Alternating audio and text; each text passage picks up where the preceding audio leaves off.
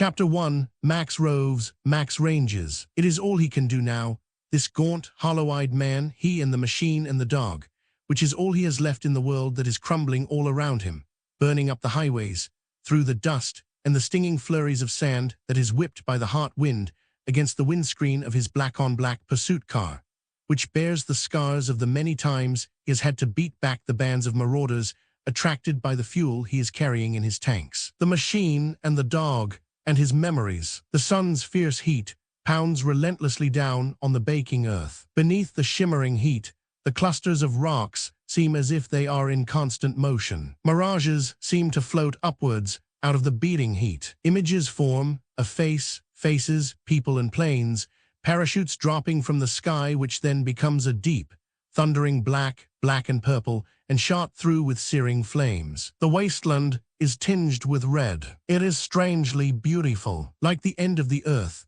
the sun large in the sky, and all life having shriveled away to nothing. Max drives fast, but the thoughts keep crowding in, glimpses, flashes. There's no way to escape them, no matter how much you put on the speed.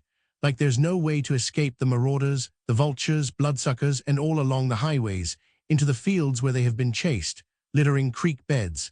There they are, the smashed, rusting, burnt-out hulks of the vehicles that have fallen prey to them. The heat plays tricks on the eyes, which are heavy and gritty through lack of sleep and the effort of concentration, the necessity not to let the guard drop for a single moment. But one thrives on this energy, borrowed and stored away in the system.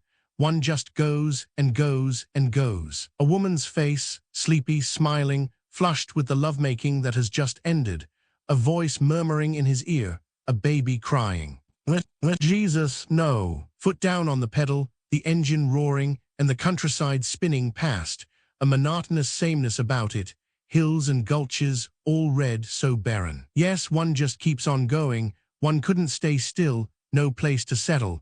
The search was going on all the time. No end to it. It's funny when you think about it, the way, the manner in which the world is ending. Cataclysmic, the way everyone expected it would somehow, but still funny. It had to happen, and it is happening. The population has scattered everywhere, and the cities, see the cities now, are crumbling and slowly falling apart. The decay has set in, and there is nothing that can be done to stop it, even if the will were there. The cities are nothing more than shells now, towering monuments to futility. Perhaps it is funny, this thing that is happening now, while Max forages, because people had actually believed in the permanence of things, that it go on and on the way it was, and they could put up buildings, glittering spires, that reached higher and higher, that they could reach for and conquer the universe. Perhaps it was the smugness of those days that made it funny. Maybe there was bitter humor to be found in panic, in looting,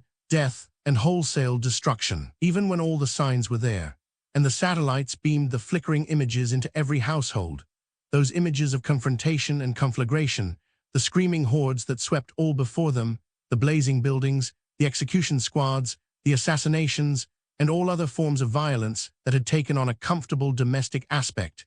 There was still no reason to believe that a standoff wouldn't be reached just this side of the brink, a brief diffusing hiatus, a withdrawal within a continued state of hostility, a problem never to be solved, because there just was no solution. It was like the surf, rolling in, drawing back, the one motion complementing the other, a law of nature. It was inconceivable that the tide wouldn't ebb, that the moon wouldn't continue to wield its timeless influence. But no, not this time. It was the fuel that mattered. Banknotes fluttered in the streets of those silent cities. They were caught in drifts, piled up in gutters, against walls and in doorways. The wind caught them and sent them in flurries across the open ground, across squares and plazas, and the parks, which had become veritable jungles by now. And gold, stockpiled, forgotten, useless. Only the fuel. The institutions had gone.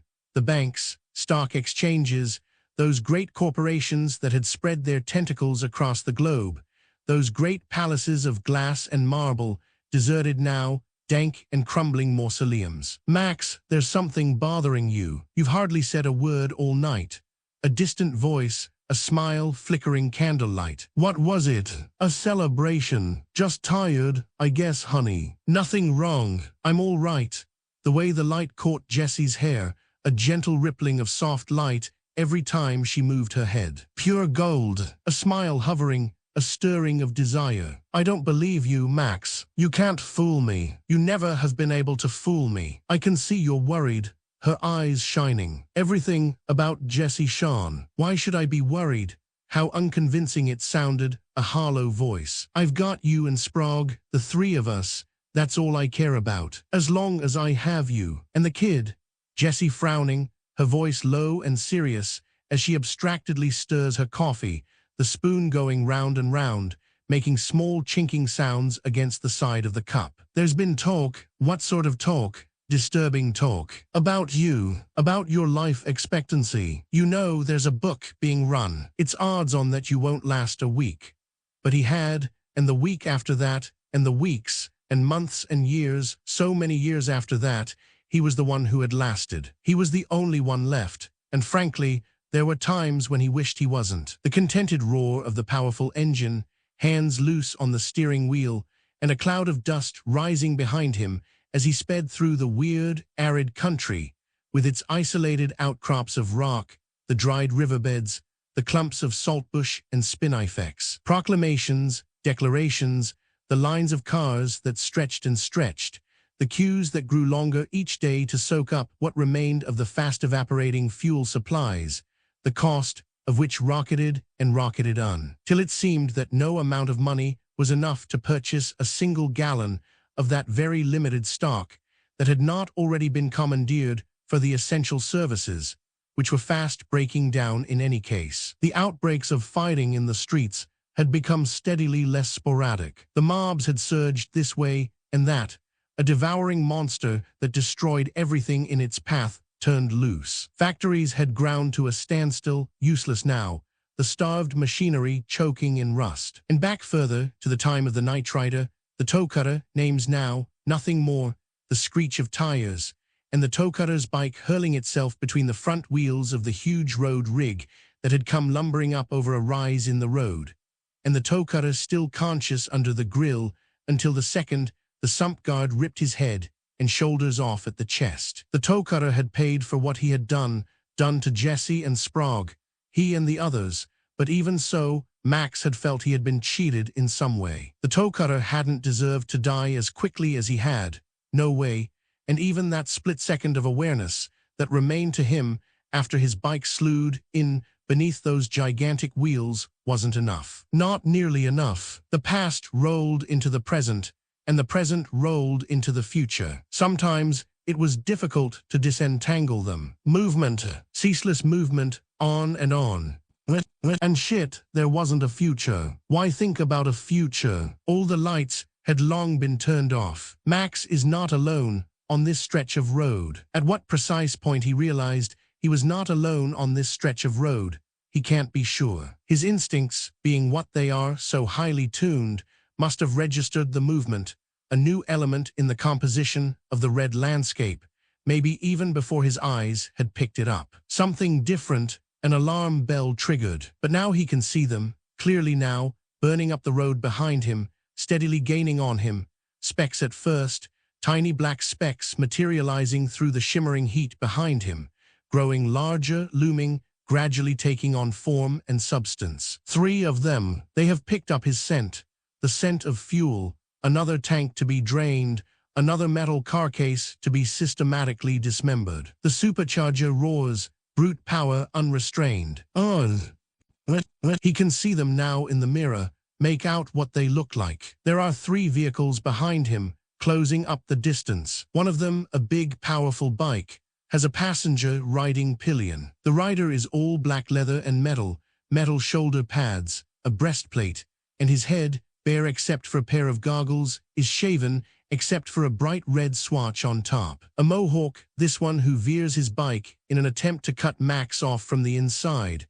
But Max is ahead of him, blocking him, forcing him to swing back and lose ground. Almost naked, the pillion passenger is tightly hugging the rider, leaning with the movement of the bike, his long golden hair being whipped back by the airstream. There is the bike, then the chrome and brown street racer, and then the dune buggy covered with animal skins. The noise of the engines hammers through the rippling heat. Max swings the black on black, the old pursuit car from his police days, from side to side, forestalling the efforts of his pursuers to creep up inside of him. The heat and the noise, and beside him, the dog whimpers a little. The tiredness has gone now.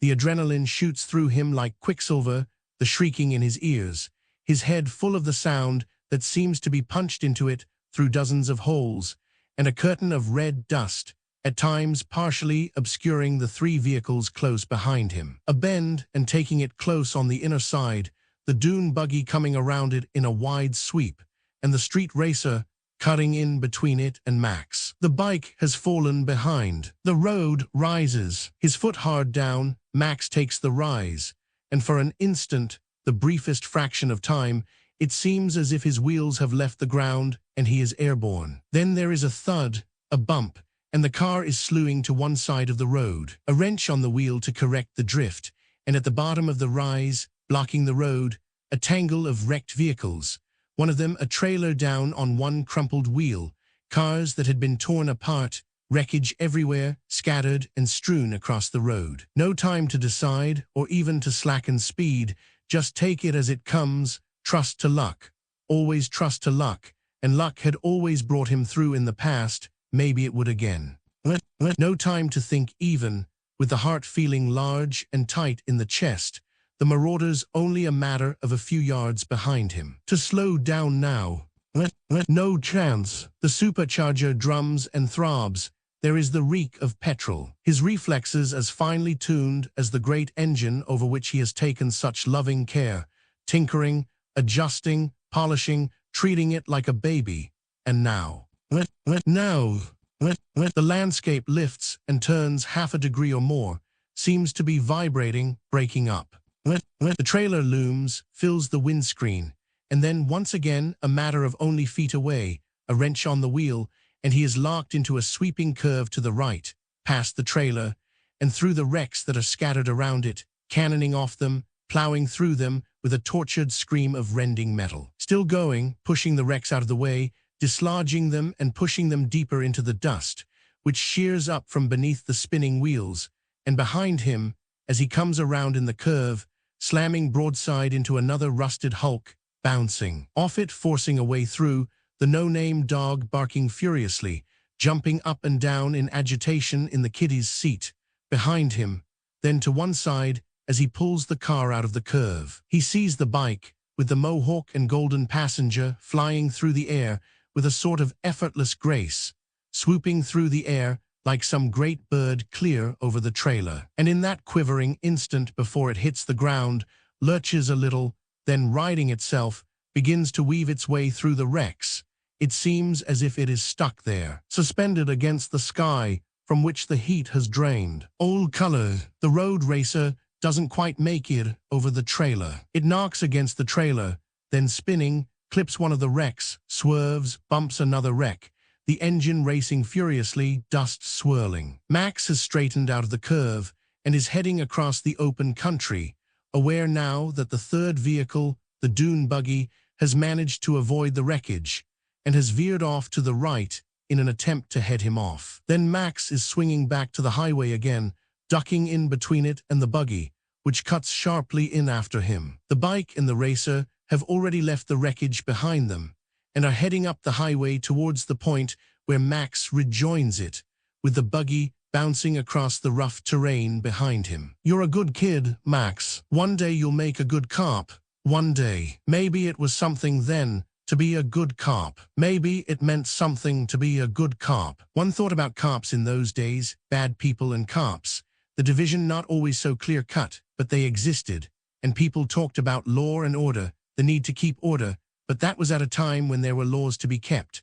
Although they were fast disappearing even then, those laws to which people, those good people, law-abiding people, still paid some sort of lip service, because old habits died hard. A good cop. One day, Max, you'll make a good cop. The light had been reflected from the chief's high-shaven skull. It had gleamed on black leather, superimposed on the harsh, dry landscape that is rushing up at him, the same monotonous landscape, and with his pursuers, the marauders, gaining on him again on this long, flat stretch of road, the chief's face. The thick neck, the broad shoulders and powerful forearms, that ugly, lined face, and the nose that had been battered so many times in the years he had been in the force that it was now a squat, shapeless blob spread across his face, which made his flinty eyes appear far too close together and the mouth too small to balance it. The chief, worn out, disillusioned, no longer even making a token attempt to keep up the morale in his disintegrating force. "I don't know any more, Max. I don't know any more about one goddamn thing. Thoughts and speed and everything falling apart, tires gripping the road surface, and then, suddenly, the loud whooping sound that rises up from somewhere beneath the dashboard of this racing charger, and which seems to drop around him in waves, like hoops that are being thrown over him, hoops that become tighter and tighter as they drop over him. Christ, it's the fuel running low, the alarm letting him know the fuel is running low, and shit, there's nothing for it but to cut out the supercharger, and once that has been cut out, no choice. Take it as it comes. Good cop, Max. Slowing down now. The alarm has faded away, but the echoes remain, flying around inside the head. As the speed falls away, it seems now that Max is crawling along. With speed there is life, but without speed, just going along 100 or more, it is as if an essential part of Max has fallen away, choked away by the whoops from the alarm. So the dog has crawled under the seat. The dog knows there will be trouble. Max's relaxed posture is deceptive. Every nerve end is keyed up. It has happened before, many times before, more times than he can remember, even if he wants to remember, and it will happen again. Expectant, waiting, the marauders fast closing the distance. The bike coming up on the passenger's side, looming up in the corner of Max's vision. Another nomad biker, with his golden lover clinging tightly to him as they draw abreast. Brief impressions, disjointed and flickering, the biker raising something and aiming it at him. A bow, it looks like a crossbow, but there's hardly time for Max to notice this, to really register what it is the fiery mohawk is aiming at him. As the road racer is drawing up on his side, the passenger in the road racer also raising a weapon, and glancing at it, Max can see that it is a gas-powered porta-pack gun from the large rounded barrel of which protrude 6 metal arrows. The finger tightens on the trigger. Bracing himself, Max hits the brakes. The locked tires screech their protest as the car skids until it is almost at right angles to the road. Caught unawares, both the bike and the road racer surge past him, just as the porta-pack looses its deadly arrows. The car is still shuddering as Max lines it up with the road again, as 2 of the arrows smack uselessly against its side, and as one of them thuds into the fleshy upper part of the biker's arm. The bike swerves and leaves the road, weaving erratically across the dry, rutted ground, and that's one of them out of the picture for the moment, and maybe not for very long at that, once the rider has picked up his balance again and brought his bike back onto the road. The dune buggy is still coming in across country to try and head Max off, and the road racer just in front of him. So now that he has a slight advantage, it's time for Max to take the initiative. He can do something now with that racer just in front of him. He needn't feel so useless, so much the victim. Changing down, hitting the supercharger again, and that low rumble rising to a high scream, that great surge of power that lifts him and carries him forward, fast closing the distance between him and the racer, ramming into the rear of the racer, a bump, a jolt, the metallic clash of metal on metal, wheels screaming again and again, drawing back slightly, then hurling the raging machine against the racer. And now there is another intersection ahead of them, and a long road rig, abandoned at the side of the road. The dune buggy is cutting right in now.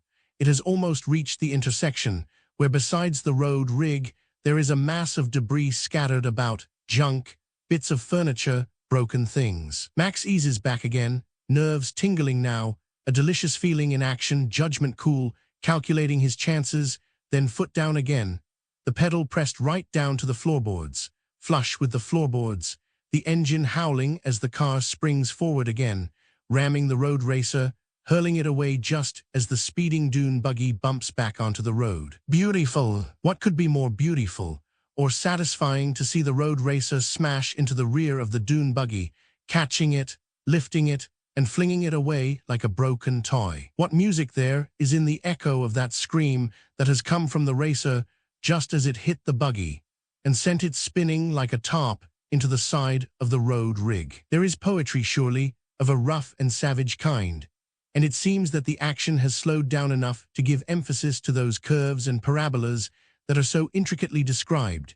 In the sight of the road racer sliding around in a half-circle and ramming hard into a power pole, which splinters and snaps with the force of the impact and slowly topples onto the road. There is no sign of movement from the road racer, and the dune buggy is nothing more than a pile of twisted, crumpled metal beneath the implacable bulk of the road rig. A wheel spins, dust settles along with the silence. Throwing on the handbrake, Max, the valiant, the victor, swings the black-on-black around in a tight turn and pulls up in the middle of the intersection. Winners and losers, victors and vanquished. Fuel is streaming from the ruptured tank of the dune buggy. Swinging himself out of the car, Max reaches into the back and pulls out a jerry can. A soft moaning sound is coming from the crumpled buggy. The spilt fuel is forming a widening rainbow pool on the bitumen. Bending over the broken fuel tank, Max wedges the jerry can beneath the gushing fuel.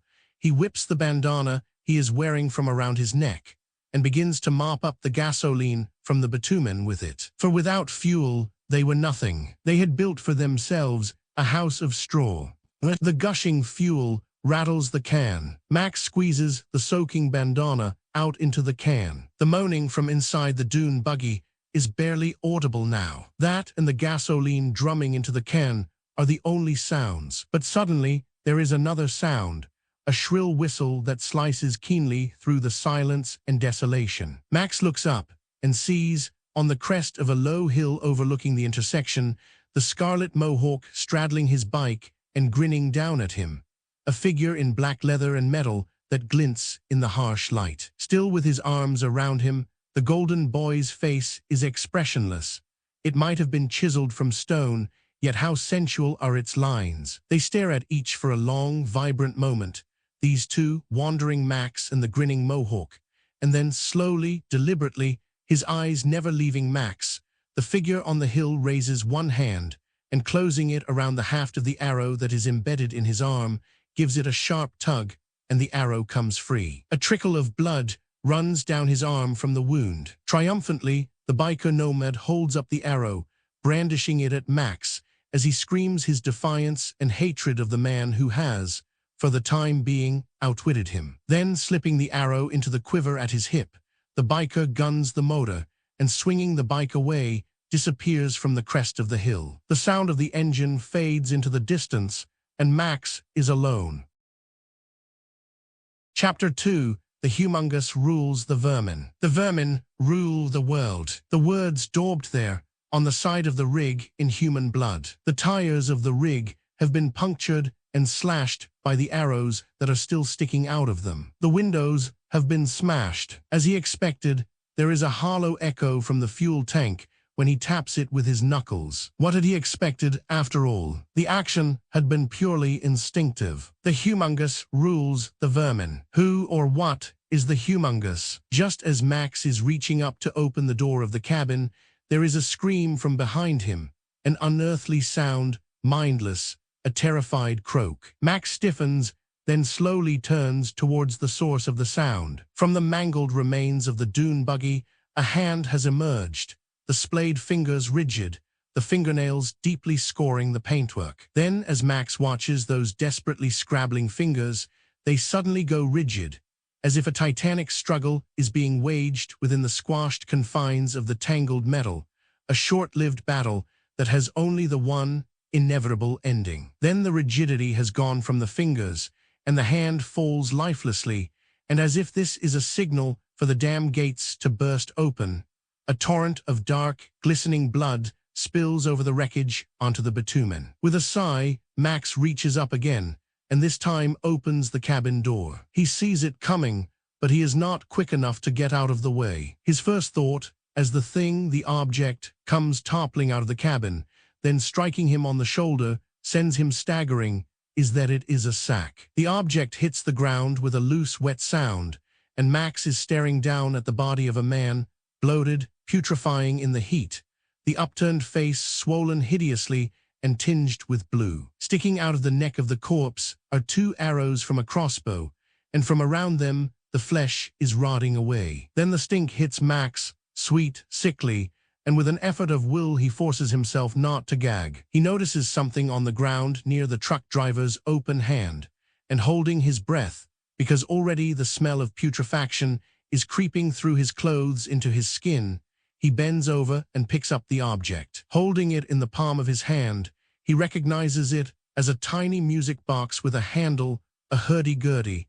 And how long is it since he has seen one of these? Since he was a kid. Taking the handle between his thumb and forefinger, he winds it, then stops winding it when it begins to tinkle out the tune, Happy Birthday. He drops it into his pocket, then picking up the jerry can, moves back to the intersection where the dog is waiting for him in the black-on-black pursuit car. Driving again, no bandits, just himself out in the open country, nothing to see, not even animals, because they had been picked off long ago, back in the days of the Armalite gangs. The Armalite gangs. Max smiles grimly. By today's standards, they seem tame as they battled their way out of the choking cities, through the chaos of the interurban freeways, to the freedom of the transcontinental one. With their stereo systems blaring, engines screaming, they would throw their pickups hundreds of miles through the night to a chosen rendezvous, where there was only the black tarmac and the weird, grotesque shapes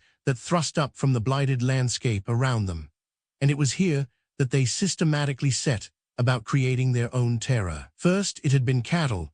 Then, when there was no more cattle, it had been the massive road trains that had barreled at great speeds down the Transcon one, when a carefully arranged crossfire from both sides of the highway could knock out enough of the steel-reinforced tires to send the rig off the road into the scrub, where it was quickly plundered of its cargo. This combination of profit and excitement attracted more gangs, and fairly soon, because they otherwise had little chance of getting through, the drivers of the road trains took to traveling with a small arsenal on hand, and with massive spotlights capable of turning the road and a large area to either side of into broad daylight. A long, long time ago, the beginning of the disintegration. After the Transcon one had been declared off-limits to all its rigs by the all-powerful National Retail Corporation, the cost of consumer goods soared alarmingly, and in the ensuing public outcry, the central bureaucracy, meeting in emergency session, had authorized the establishment of an elite group of highway patrol cops, whose sole function it was to destroy the Armalite gangs, no matter how. This was the Breaker Squad. There is a hot wind blowing up. The engine rumbles smoothly. The abandoned rig, with the bloated corpse of its driver on the road, and the dune buggy are a long way behind him now. He is eating up the miles. Max is still back in the days of the Armalite gangs and the Breaker Squad that was set up to squash them. It helps pass the time to think about things like that. The Breaker Squad and the Armalite gangs, and not Jesse and Sprague lying dead on the road. Special requirements were needed to get into the squad, mainly a love of fast cars and hard driving, combined with the cunning and disregard for life necessary to beat the gangs at their own game. Max remembers the camp where they had been sent for a rigorous 2-week course, and where, by the time it was over, 11 of the 100 recruits were dead, their cars shattered, and their bodies smashed beyond all recognition. Then had come 10 days of training in unarmed combat with the Special Commando Task Force, following which the week on the firing range seemed like child's play. They were days of challenge and excitement and comradeship, when Max was part of a team, and there was the feeling that at last something worthwhile was being done, and one didn't have to play it by book anymore to halt the rampages of the gangs. In their modified police compacts with crude but effective armor plating, long-range tanks, and V8s which could put them over 240 kpm with no effort at all, they were at last ready to take on the Armalite gangs. Maybe they had held the tide back a bit, but that tide just grew and grew, became irresistible. As soon as they had cut out and eliminated one gang, another one appeared to take its place. Max shook his head. In the child's seat beside him,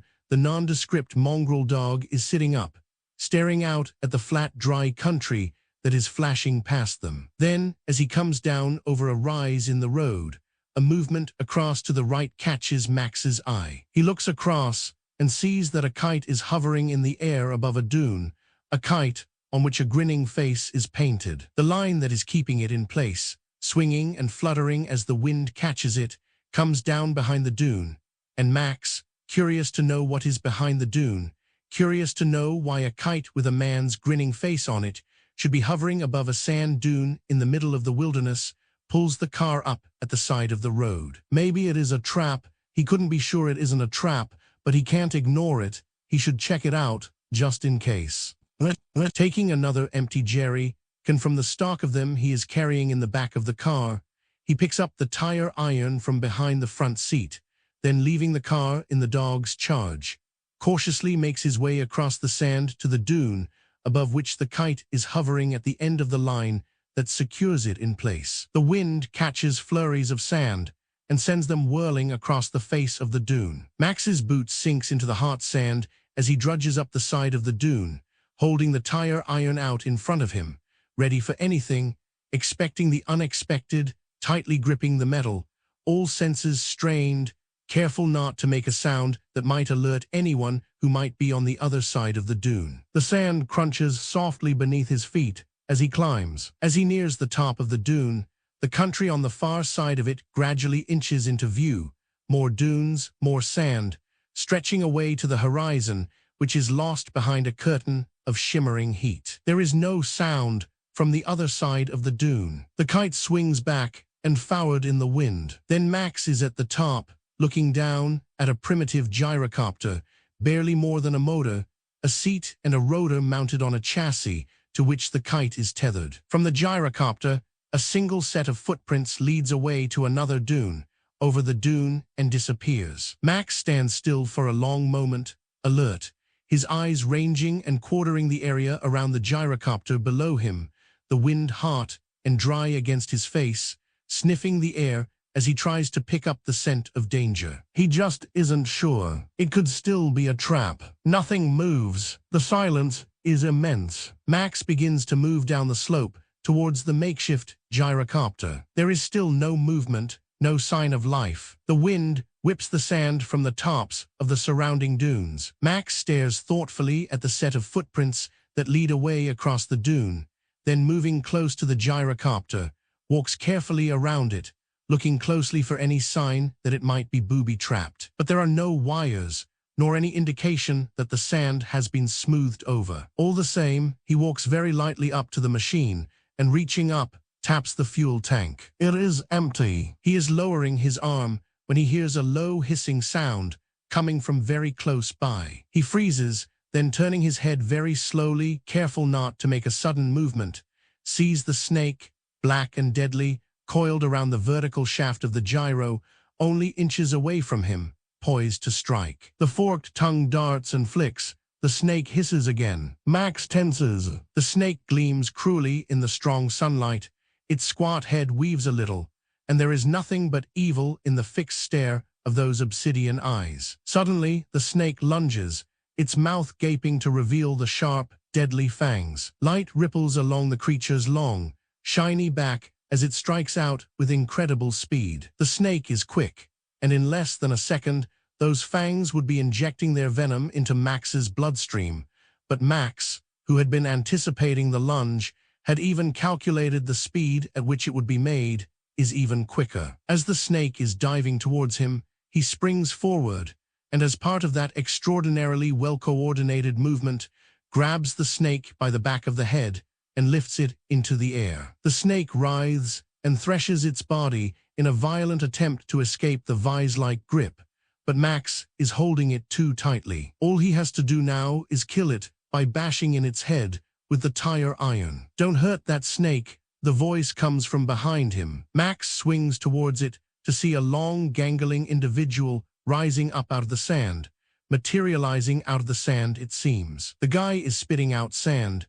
There is a length of rubber hose clenched between his teeth as he rises from the shallow depression he has made in the sand, which, with the sand also covering him, and the piece of hose for breathing has been a perfect hiding place. Now he is out of his hiding place, and the loaded crossbow in his hands is aimed straight at Max's throat. Put him back, gently now. Without taking his eyes from the other man, Max lays the snake down on the rotor, then releases it. The snake doesn't move. Sounded like a big V8 to me. There is a lopsided grin on the gyro captain's face. He is wearing an ancient flying helmet, with a pair of goggles pushed up over them. I guess I got myself some gasoline. The crossbow is steady. His finger is tense on the trigger. Max stares at him. He is still holding the tire iron. Hey, before you do that, he says, there's one thing maybe you should know. Yeah. You tell me what it is I should know. Just a warning, friend. The car's booby-trapped, and if you touch any of those tanks, boom. You'll be scattered all over the countryside, sweetheart. There won't be enough left of you to make a sandwich. The captain glances in the direction of the pursuit car on the other side of the dune, then stares at Max again, wary, his eyes narrowed in suspicion. He makes a sharp gesture with the crossbow. Drop that iron and the gun. Undo the belt and give it to me. Max does what he is told. He drops the tire iron onto the sand, then unbuckling his belt, takes it off and holds it out to the stranger, who moves cautiously towards him, holding the crossbow steady with one hand, while with the other grabs hold of the belt and drapes it over his shoulder. He gestures with the crossbow again. Okay, let's move. Just back up. Keep facing me. They move back up over the dune. The smile doesn't leave the gyro captain's face. You're quick, I must say that for you. Never seen anyone so quick. Never seen anyone quicker than that snake. Reflexes, that's what you've got. Me, I've got brains. He taps his forehead with one finger. Up here, you know. Their feet plunge into the sand. The sun is hot on Max's face. He can feel the sweat beading at his hairline, then trickling down his face, up over the crest of the dune, and down the other side to the car. Okay, you show me the booby trap. Lowering himself onto his haunches, Max reaches under the car for the machete he has clipped to the chassis. Another precaution. Never can be too sure. His hand touches the handle of the machete. If he can get it out, then something is pricking the back of his neck. Something cold and sharp. His skin tingles with the contact. The voice just behind him is low and threatening. A quick fella, might keep a weapon under there. The tip of the arrow jabs against the nape of Max's neck. Then I'd have to pin his head to the panel, wouldn't I?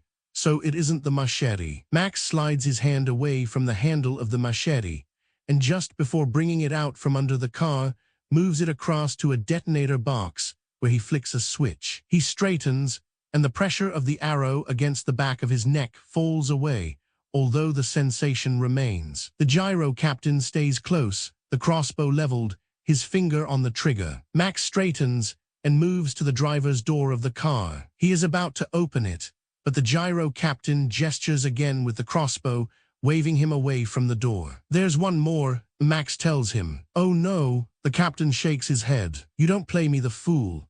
Motioning him to one side and keeping the crossbow trained steadily on Max's head, the captain reaches up with his free hand and opens the car door. There is a brief pause, a hiatus, expectant, something about to happen, which only Max knows for sure will be a fact. And it does happen. The gyro captain, the flyer with the old-fashioned helmet and goggles, has no way of knowing about the dog inside the car.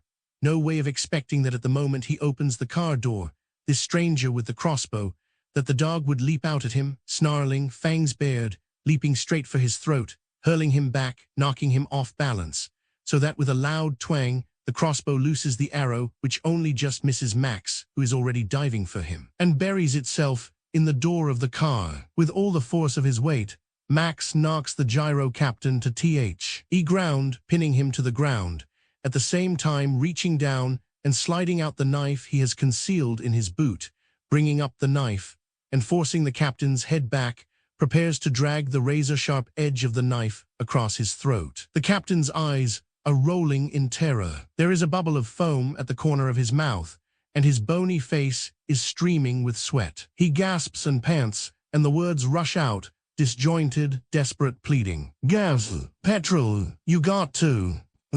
Listen to me. Gasoline, plenty of it. Hundreds, thousands of gallons, as much as you ever want. Max holds the knife only a fraction of an inch from the pilot's throat. Maybe it is the truth, maybe it isn't. Where the captain's chest is heaving with the effort to speak, to save his own life. Not far, 10, maybe 20 miles from here. Pumping it they are, refining it, cart chunky, day and night, never stops. A whole tanker full. The knife still hovers. It would slice through that throat like butter. Just a thin, barely visible line at first. A pencil line that would slowly become redder and redder, tiny beads of blood appearing at the beginning, then the gush. It is possible. He could be telling the truth. Max looks at him doubtfully. Assholes, he mutters. The captain's eyes are shining. His mouth quivers loosely. He desperately wants to be believed. He wants to live. It's there. I'm not kidding you. Betcha it's there. But I'll tell you straight. It's not self-serve. No way. It's under guard. Too hard for me. But a man of your ingenuity. Jesus, I reckon. Max presses the blade against his throat again. A thin pencil line, tiny drops of blood. Where the captain gulps. His prominent Adam's apple does a series of quick barbs. His tongue darts over his dry, cracked lips. Kill me and you'll never find out, which makes some sort of sense. Nothing to lose by having a look.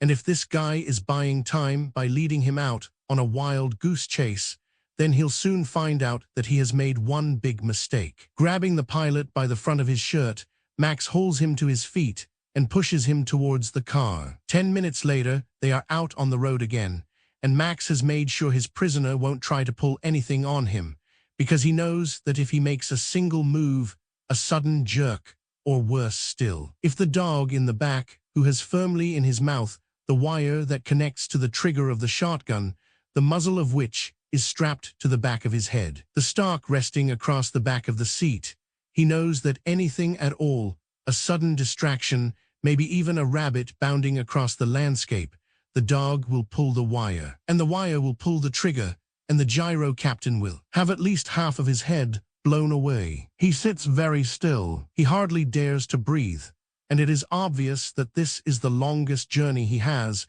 in his 30 years or so, ever had to make. The slightest distraction, a bump in the road, /P/body. Chapter 3, looking down at the plain below from the top of the cliff. The scene is truly amazing. There is noise and constant movement, and it is hard to take it all in at first. It takes Max a few moments to absorb it all and work out what it means. All that noise, the revving motors, the police sirens, the blasting car horns, the screaming, the war whoops. All these sounds they had heard from a long way off, as they had pulled up on the far side of the rocky outcrop of rock that thrust abruptly out of the sand. Now, at the top of this rock, they can see the fortified camp, surrounded by a deep ditch and barbed wire that stands in the middle of the plain. They can see the plowed fields alongside the camp, the works huts, and the corral that holds a couple of cows, a horse, and some bales of hay. They can see the cracking tower inside the camp, and the gardens, and the accommodation huts. The camp is under attack. Bikes, dune buggies, and street racers speed across the plain towards the camp, and the air seems to be thick with the crossbow arrows that rain down on the walls, where the defenders are returning the fire with flaming arrows and twirling fireballs. The vehicles swoop in towards the compound, loose their missiles, then swerve away again. They come in waves, these marauders, the Mohawk bikers, the smegma crazies in their dune buggies, and the gay boy berserkers in their street racers. Clouds of dust rising into the air behind them and drifting across the plain. Well, I never said it would be easy. The gyro captain's hands are manacled. The dog keeps a watchful eye on him. With a grunt, Max unhooks the broken binoculars from the equipment belt around his waist and raises them to his eyes. The captain is still talking behind him, but Max doesn't listen. He is too intent on what is going on below them. The binoculars sweep the area methodically through the dust, focusing first on the donkey pump inside the camp, then moving up to the flame, along the pipes, then up again to the cracking tower. He is very thoughtful as he studies the cracking tower. So it seems that the gyro captain wasn't lying after all. It looks like there's plenty of oil down there, a bonanza, a supply that could last for years. The only thing is that it's no secret that the oil is there. The marauders are attacking. The vermin rule the world. The binoculars pause briefly on one of the defenders on the wall of the camp as he fires arrows down at the vehicles beneath the wall. Next to him, a body hangs over the edge of the wall, suspended there by one caught foot. Suddenly, there is a voice, booming, amplified, giving orders. Max swings the binoculars across to the right, towards where the voice is coming from. He sweeps forward, then back, panning right across the confused and crowded drama that is being enacted in the dust. The binoculars stop their sweep. Max focuses on the humongous rules the vermin. The vermin rule the world. The vermin are throwing themselves against the high, fortified walls of the camp. Like terriers, they are darting in, firing off their weapons and swinging away to regroup, to reform in readiness for another stinging attack. And the voice speaking into the handheld microphone directs them. The humongous. Max stares at the huge man in the double-engined frame on 6 wheels, the great hulk of the man, the powerful muscles rippling on his bare arms, and his face covered with a metal mask. The humongous, the marauder, deploying his troops, launching attack after attack, yelling into the microphone in his hand, watching as the vehicles, the buggies and bikes, the street racer dart in towards the walls of the fortress beneath a layer of red dust. The humongous. The fiend in the metal mask, Viking and Vandal, Attila the Hun, the brute personified, who leads his army of Mohawk bikers, smegma crazies and gayboy berserkers, the riffraff that have attached themselves to his growing band of raiders. The towering humongous, who knows anything about him. Where does the truth end and the legend begin? And perhaps there is legend in the truth, truth in the legend. The battle rages, part of the perpetual warfare that has virtually reached stalemate, but there's no letting up because the stakes are too high. And Max keeps the glasses trained on the powerfully built man in his double-engined, 6-wheeled command vehicle, handling his troops with the cool efficiency of a man who has had, obviously, considerable experience of command. Behind Max, the gyro captain is becoming even more agitated. He doesn't want to be here. He wants to be away. The humongous fills the twin lenses of Max's glasses, and as he turns his head, which is completely bald with the exception of a few wispy strands that straggle out from beneath the straps of the mask, Max can see a large vein throbbing at the base of his skull. Okay, there it is. There is a wheedling note in the captain's voice. That's the camp. That's where they got all that fuel. If anyone can get in there, I know it's gonna be you. So, Max lowers his glasses as the other man shuffles forward on his knees, his manacled hands outstretched towards Max. Look, I've got to go feed the snake. You let me loose now. I've kept my word, haven't I? I brought you here like I said I would. He shakes his head. I wasn't going to do you any harm. Me, I'm meek and mild, wouldn't hurt anyone, you should know that. All my life, I've been wanting, I've been dreaming. There are still things I've got to do, even now. So how about it? I've always kept my word, so what about letting me go now? Gotta get back to the machine. Max pushes himself up onto his feet, and reaching down, his face remaining expressionless because he doesn't feel anything anymore, grabs the man kneeling at his feet by the collar and drags him back across the ground to a tree. The captain is showing signs of panic now. Maybe he knows there's no way of reasoning with this man, who seems to be driven by inner forces that bear no human relation. Look, we had a deal. Jesus, what more do you want? I showed you where the gas is, over there. Now you let me go. We had a deal, but Max is already chaining him to the tree, securing him fast. He works very quickly, efficiently. The arrangement was, I wouldn't kill you. That's what the deal was. Shit. You double-crossing. What right have you got? The captain is red in the face. He is angry. His pale eyes bulge, a vein throbs at his temple, and his mouth twitches. The twitch becomes even more pronounced when Max pushes the shotgun close to his face. The man means business. His voice is low and menacing. "I'd reckon I had got myself a bargain, wouldn't you?" The captain's Adam's apple lifts, then drops again. He gulps a couple of times, and even when Max lowers the gun and turns away from him, moving back to the crest of the ridge and the sounds of all-out warfare that are rising from the valley below, he doesn't speak. He had seen the flat, empty expression in the other man's eyes, cold, deadly, devoid of any feeling at all, and had known beyond any shadow of doubt that he wasn't bluffing. There is not enough length in the chain to enable him to scramble more than a few feet away from the tree to which he is chained, certainly not enough to bring him up to the rim of the rock, from where he can look down at the compound below. He can only guess at what is happening down there. Between him and the broad back of Max, who is putting some sticks together to fashion a rough sort of tripod on which he can rest his binoculars, the dog is lying with its muzzle between its paws, watching the captain, ready to leap for his throat again if he makes a sudden move. So the captain has to settle back against the tree and wait to see what happens. Below, the battle is still raging. It is like a wild sort of ballet down there, movement everywhere on that huge stony stage, a cast of literally hundreds. The Mongol hordes are dashing themselves against the walls of the fortress. The humongous commands. Max watches it all through the binoculars he is resting across the top of his rough tripod. This is what it had come to, this, down there. It hadn't taken long. The whole country was a war zone. How long was it now since the last remaining oil tankers had to run the gauntlet of the marauding gangs, at a time when road hijacking was the country's only growth industry? How long the road rigs, semis, trucks and vans had been abandoned where they had stopped and left to rot. It was the same here as it was in every part of the world. The scene down there was possibly being enacted hundreds of times over at this very minute. The humongouses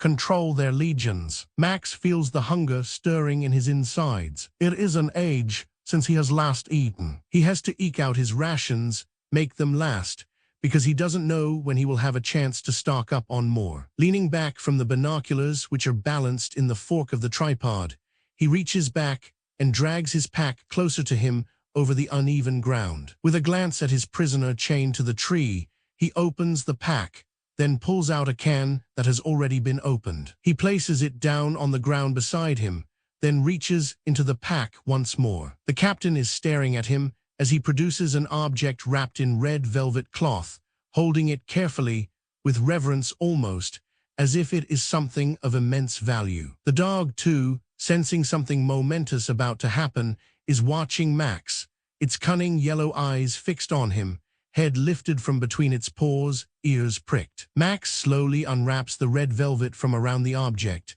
which proves to be an elegant silver fork of such craftsmanship, such elegance, a lovingly worked product from another age, that it looks ridiculously out of place in this setting. With his other hand, Max lifts the can, and the silver fork plunges into the lumpy brown dog food. They watch him eat, the dog and the gyro captain, and Max seems oblivious to either of them. He forks the food into his mouth, and slowly, thoughtfully, chews it before swallowing it and bringing up another forkful from the can. From below, the fevered sound of revving bike engines rises through the heat. Specks of dog food cling between the prongs of the fork as Max lowers it into the can again, and this time leaves it there as he swings back to the binoculars. The scene leaps back into focus. He can see now, swinging the glasses back to the fortified camp, that the marauders have managed to form a bridge by dragging a number of car wrecks across the ditch at one side of the camp,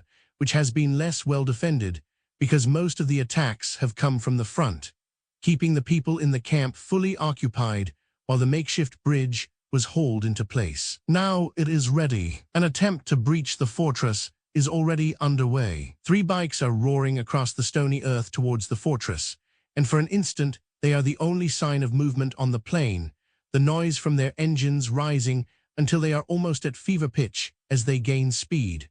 a hammering, riveting sound that gradually loses its sharpness as the three riders near the fortress walls, from where, after the briefest of lulls, the firing starts up again. Then just as the bikes have almost reached the Bridge of Wrecks, the two outside riders peel away, one to the right and one to the left, swerving and racing on just beneath the walls to draw the fire of the defenders on the ramparts above. But the third rider doesn't turn. He keeps going straight on towards the ramp that has been fashioned from the roofs of the derelict vehicles, rising from his saddle as his machine lifts to take the ramp.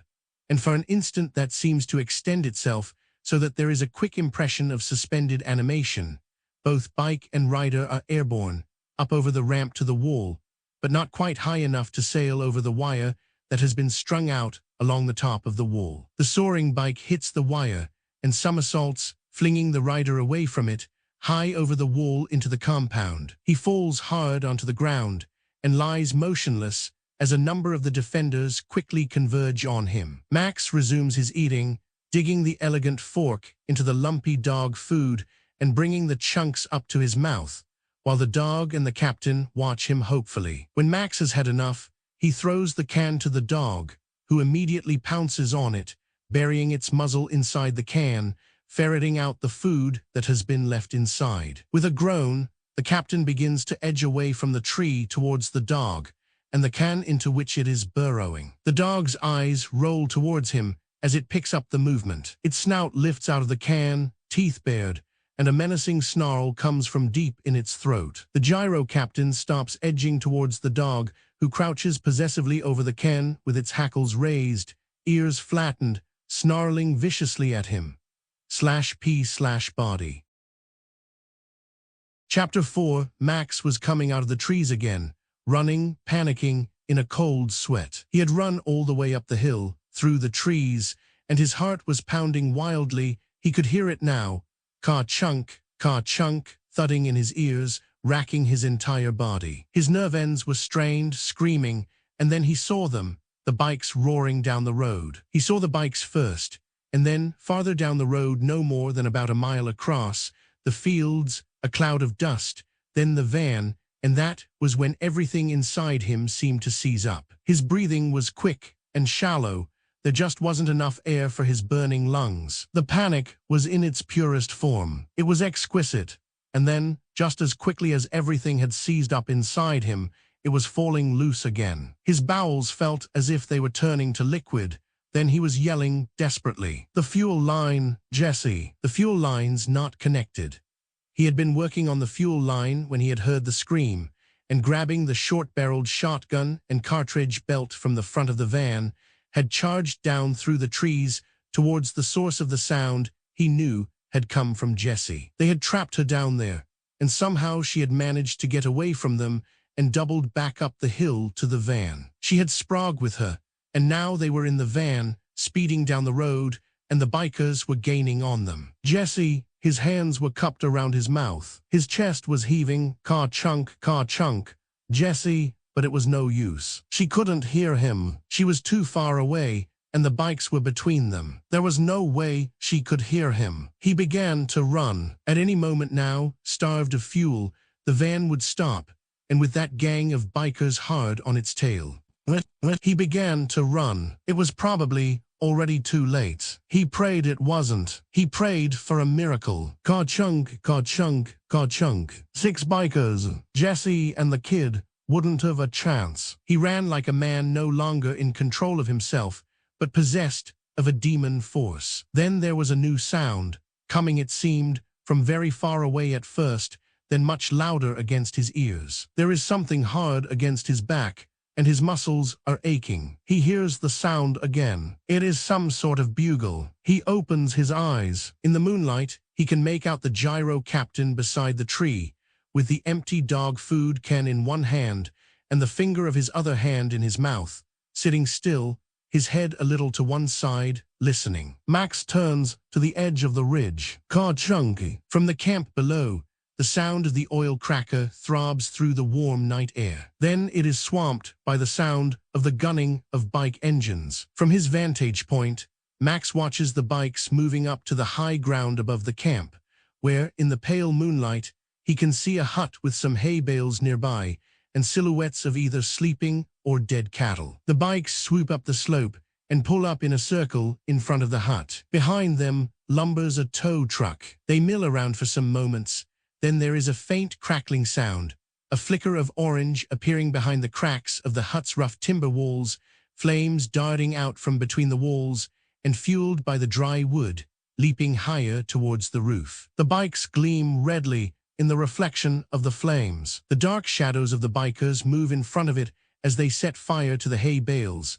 Then the inert bodies of the cattle, which Max can see now as the red and orange flames lick against the roof of the hut and consume the bales of hay, are studded with the arrows that have been fired into them. The stench of burning flesh drifts across the valley to where Max is sitting, very faint, but enough to create a pang in his stomach and to set the gastric juices flowing. One of the animals has not been set alight. Max watches as some of the gang drag it by its hind legs across to the tow truck and secure it to the back. Then the truck drives away with the animal bouncing and sliding across the ground behind it. The flames leap higher, throwing eerie shadows over the landscape. The sweat that had drenched Max's body when the bugle had broken into the dream that wasn't a dream. A recurring horror from which he cannot escape even in sleep, which is never more than scratchy, one part of him straining, aware all the time of what is happening around him, sensitive to even the most minuscule restructuring of the elements around him. The sweat is drying on his body. There is a gritty sensation behind his eyelids. He can hardly keep his eyes open. Running down the road and across the fields in a hopeless attempt to reach the van before the fuel stopped feeding the engine and it spluttered to a standstill. Jesse in the van, and Sprague, the kid, and probably the engine already spluttering as it sucked in the last of the fuel from the broken fuel line. And the bikes were getting closer all the time, gaining on the van, which was now out of sight behind a clump of trees. Running, his heart pounding, car-chunk, his arms and legs pounding up and down like pistons, and the noise of the bikes drumming inside his head. Then he had reached the trees, and there was the road again, and the bikes now no more than a cluster of specks in the distance, disappearing down the long, straight stretch of road. His first thought was that the van was still going, that it was somewhere ahead of the bikes, and now he would never have a hope of catching it. Then he looked back and saw it, the van, standing in the middle of the road, its doors open and in front of the van. If she had cut back across the fields, Jessie and the kid might have had a chance. But she must have panicked, and carrying the child, had run along the road away from the van, and with the bikes, the tow cutter and his gang, bearing down on them, they hadn't had a chance. Max had almost been able to see what happened, the impact of the bike as it struck her, wrenching Sprague out of Jessie's arms and throwing him beneath the wheels of one of the bikes. And then Jessie herself, tossed into the air like a rag doll and spinning back to earth to have her legs and abdomen crushed by another set of screaming tires. What might have been if she had run across the fields instead of straight along the road where they couldn't miss her. The sound of engines, the dog growling, and Max's eyes jerk open, instantly awake. The sky is lightening. It is almost dawn. Scrambling around from his position against the rock, Max peers down at the plane, just in time to see the old bus, with the steel-reinforced side, swing back to close off the entrance to the camp. 3 vehicles fan out from the camp in 3 directions, and there is a flurry of movement from the rise where the marauders are camped. The chain rattles as the gyro captain struggles forward in a fruitless effort to see what is happening. What's up? Don't know. Something must be happening.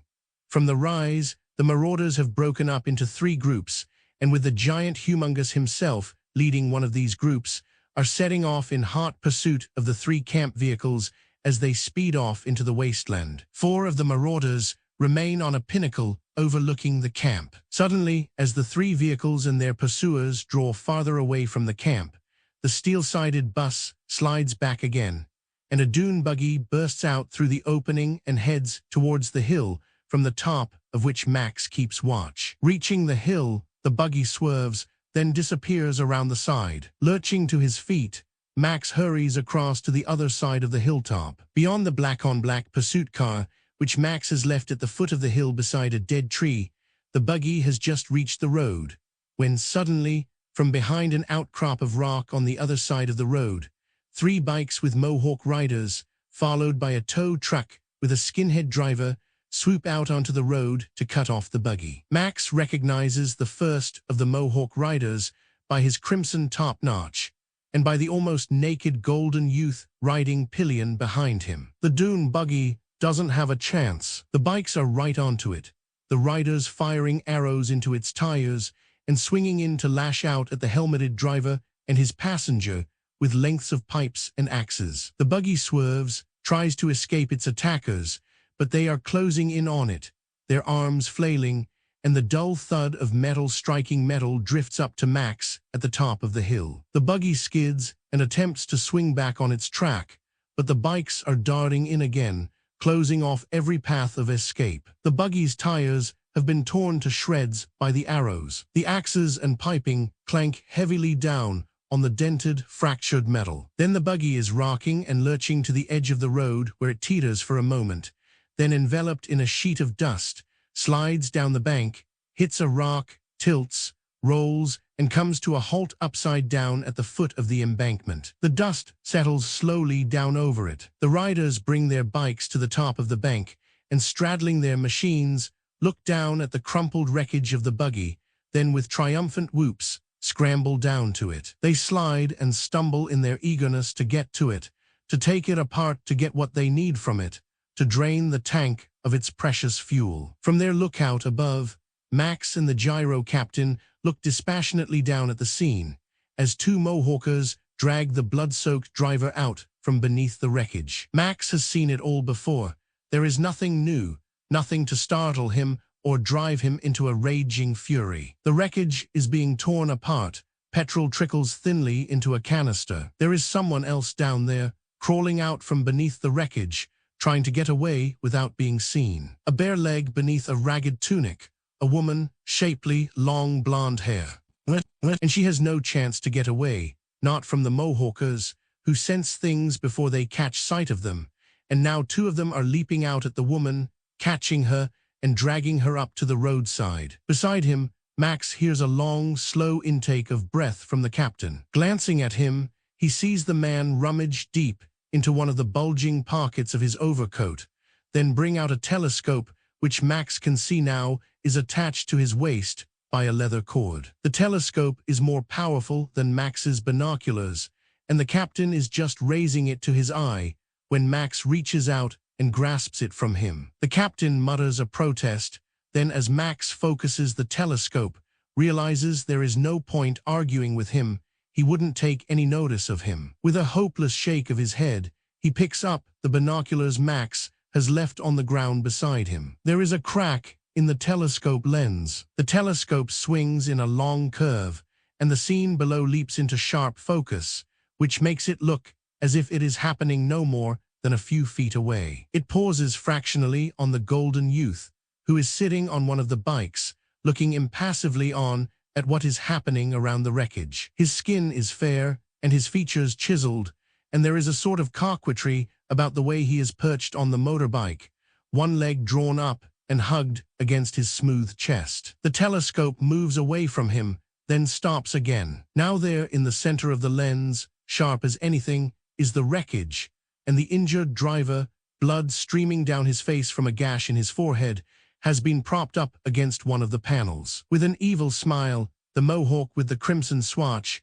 raises his crossbow and takes aim. There is a deep twang as the arrow is loosed from the bow, then a rising scream of agony as it slices through the man's shoulder, pinning it to the panel. The Mohawker carefully reloads, then raising the bow again, shoots the second arrow into the driver's other shoulder. The driver's body convulses. His screams are hideous. The cracked telescope moves on to the side of the road, where 3 of the Mohawkers are holding the struggling girl down on the ground, tearing away her clothes and armor, their movements quick and urgent, driven by the demands of their awakened lust. The girl, naked now, her clothes lying in shreds on the ground around her, screams. Her body writhes and twists as she tries to arch herself up from the ground, but they are too strong for her. One of the Mohawkers, kneeling beside her, brings his fist back from his shoulders, then driving it forward with all his strength, slams it full on her mouth. Her head jerks back. A line of blood seeps out from the corner of her mouth. Then they are onto her, rampant, straining,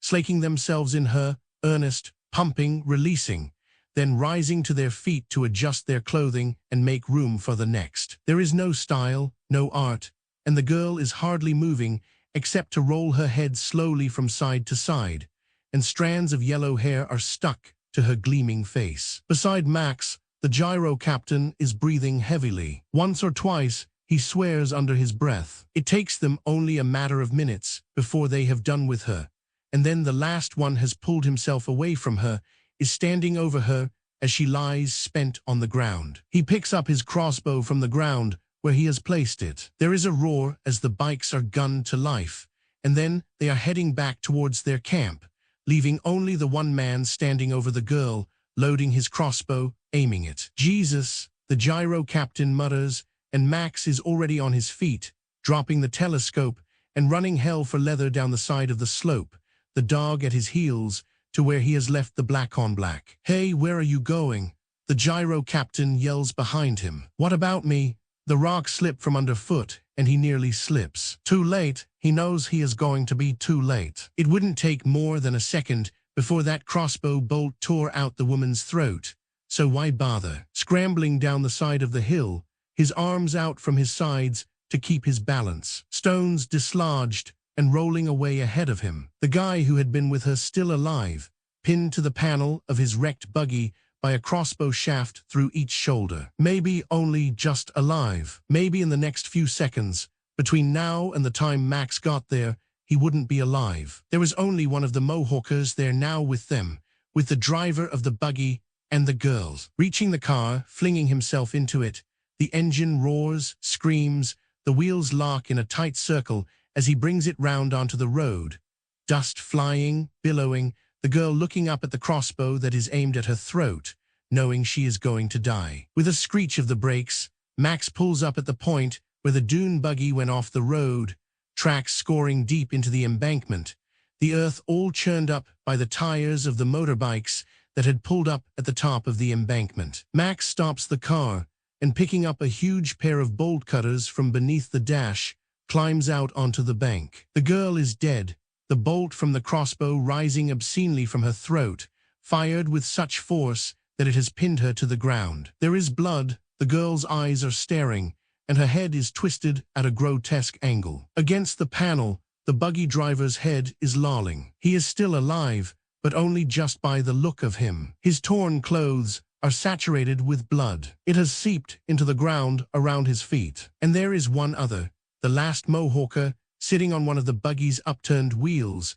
beyond the naked, spread-eagled body of the girl, his back to Max, pulling on his trousers. The crossbow is lying on the ground next to him. Hearing Max coming up behind him, he turns his head, and the sort of lopsided smile on his face, as if he is expecting it to be one of his cronies returning, quickly gives way to an expression of alarm when he sees Max's face. Then, his eyes dropping, the pair of bolt cutters he is carrying. He is quick to react. Throwing himself to one side, he dives for the crossbow, but Max has been anticipating this, expecting him to do just this, and as the Mohawker's fist closes around the weapon, Max springs forward, his foot coming heavily down on the guy's wrist, all his weight pressing down on it so that the Mohawker is unable to move it. The guy grins in a sort of hopeless way, hopeless and apologetic, and there is fear as well. Firmly gripping the bolt cutters, Max raises them high just as the Mohawker opens his mouth to scream, but nothing comes, just a faint croak and some spittle before the cutters come down and smash his skull as easily as if it were an eggshell, crushing it in on bits of bone and gristle. Blood spurts, the Mohawker slumps, quite dead, and Max lifts his boot from his wrist. The buggy driver, the man from the compound, has seen all this,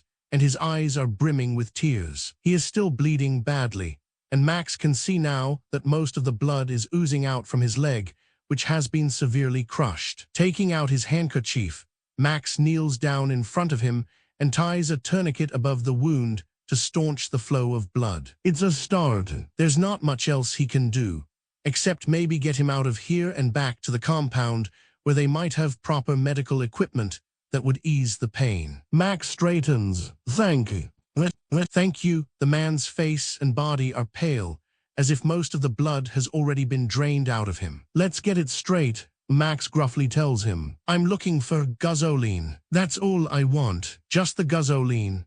The injured man's voice is very faint, hardly more than a whisper, yet each word seems to cost him a massive effort. His chest heaves. The tourniquet is already blood-soaked. As much as you want. Just take me back. I don't want to die. Here, picking up the bolt cutters, Max squeezes them between the man's body and the panel to which he has been pinned. It is a simple matter to cut through the bolts and release the man. Now all he has to do is to get him back to the compound. Chapter 5. The supercharger screams. The fort draws closer, and Max knows they are being watched, not only from the compound, but by the marauders, who so far have made no attempt to intercept him. He has seen the flashes from the top of one hill, then answered from another hill farther away. In the passenger seat, the wounded man is slipping into unconsciousness, and to bring him back, Max keeps grabbing his shoulder and shaking him. The hut on the slope that had been set on fire by the marauders the night before is still smoldering. On the walls, on the catwalk, and even on the cracking tower, the compound dwellers stare down at the black vehicle that is speeding towards them across the flat country. In the mirror, Max catches a quick, furtive movement behind and a little to one side, and thinks at first it is a rabbit. But then there is the impression that it is too large to be a rabbit, maybe some other sort of animal, which has now disappeared into a hollow among some rocks. Just short of the compound wall, in front of the causeway leading to the steel-sided bus that forms the entrance, and within crossbow range, Max stops the car, then stepping out of it, conscious of all those eyes above him watching every move he makes, and careful not to make any sudden suspicious move, moves around the car to the passenger's side. Opening the door, he leans inside the car and slides his arms beneath the inert figure of the wounded man. With a grunt, he lifts the weight, which isn't too heavy, and backing away from the car, hoists him up and drapes him across his shoulders. Then, with his eyes on the line of people on the wall above him, he unfastens his gun belt and lets it fall to the ground. He raises his arms to show that he has come as a friend, or at least as someone who means to do them no harm. From the wall, the silence is suddenly broken by a woman screaming, "Nathan! It's Nathan!" He's got Nathan. An order is shouted, and Max walks quickly along the causeway towards the yellow bus, which, as he approaches, is drawn to one side to allow him inside the walls. A group of people are standing in the opening. Trailing blood along the causeway, Max, carrying the injured man across his shoulders, covers the remaining distance to the opening, then stops in front of it. Two people detach themselves from the group and come towards him, stopping just outside the wall. One of them is a warrior woman who levels the crossbow she is carrying at Max's heart, while the man who has accompanied her warily scans the wasteland in case this is a trap. The woman is tall and strapping, her tawny hair pulled to the back of her head, the skins she is wearing only just covering her superb, thrusting breasts. She says nothing. She holds the crossbow steady. There is a faint rumbling sound, and the group makes way for a rough framework on wheels, which is being dragged by a young man. Suspended to the front of this framework from a crane is a second man dangling from a jib in an elastic harness. Max can see he is horribly crippled. The contraption passes Max and heads towards the car. Then another woman, large, her face twisted in anguish, is pushing her way through the group and running up to Max, wipes the injured man's face with a cloth. "Nathan," she cries. "Poor Nathan. God have mercy. What a waste." Max begins to walk towards the group, while the warrior woman follows with the crossbow aimed at him, and the other woman keeps up with him as she continues to wipe the face of the man he is carrying across his shoulders. Then, with tears streaming down her cheeks, she stops and glares at the group of people, at the man in their midst, whose seamed face and the line of his body appear to carry a weary authority. "It's all your fault," she yells at him accusingly. See what you've done now. He didn't have a chance.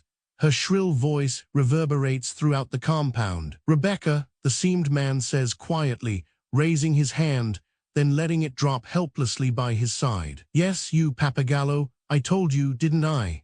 A small nuggety man with a sour expression on his face takes up the challenge. He makes a sweeping gesture that embraces the crowd. He growls and snarls. He is a real curmudgeon. You all heard me. I warned him, didn't I? Madness, I said.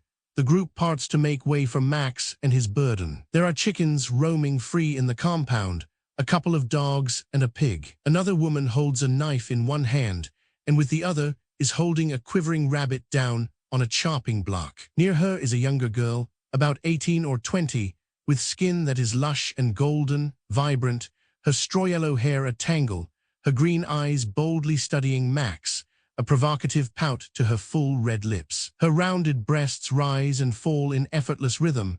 Her figure is ripe and voluptuous. She is a creature of lust and abandon. They are taking the injured man away from Max, lifting him and carrying him towards a battered vehicle that had once, a long time ago, been a bread van. The rear door of the van is open to show 2 hospital beds inside, one of them already occupied, drip stands and shelves full of medical supplies. Pity your name wasn't pulled out of the hat, the warrior woman is saying to the curmudgeon. Then it would have been you who would have had to go, not Nathan. The curmudgeon points to the man with the seamed face, Pappagallo, the man in command. We can escape, he said. Take our petrol, he said. The pointing finger jabs accusingly. The old man's eyes are narrowed white stubble sprouts from his chin and jowls. How, I said. Get a prime mover, he said. Now the finger is pointing toward the van where the injured man has been taken. And there's the result. Madness, I said. Max is studying the cracking tower and the tanker of fuel. Pappagallo moves up to him. Where did you find him? He asks quietly. Max shrugs. 2-3 miles away. Left for dead. Next to his car. We made a deal. In the van, they are working on Nathan, cutting the first arrow out of his body, while the big woman whose name is Rebecca sits beside him, holding his hand, talking softly to him, comforting him. Pappagallo's gaze on Max is steady. The other 3 vehicles, did you see them? Max nods. Running hard to the southwest, in heaps of trouble. A brief pause, studying the lined, tired face of the man in front of him, assessing him. Listen, he said, if I brought him in, you would give me the gas. There's not much time.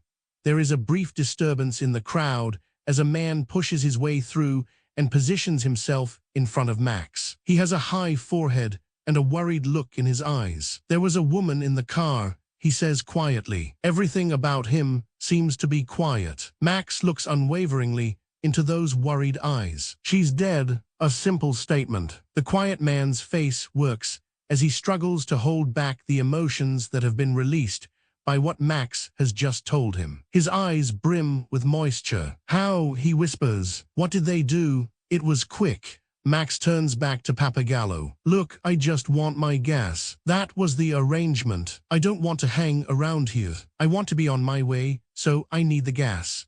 The quiet man is slowly moving away with shuffling footsteps, shoulders hunched, head bowed, alone with his own thoughts and memories. In the van, the lusty girl is squatting beside Nathan, holding an Air Viva device over his face, while big Rebecca pumps air into his lungs. The warrior woman is glaring at Max. For all we know, he's one of them. Give him nothing.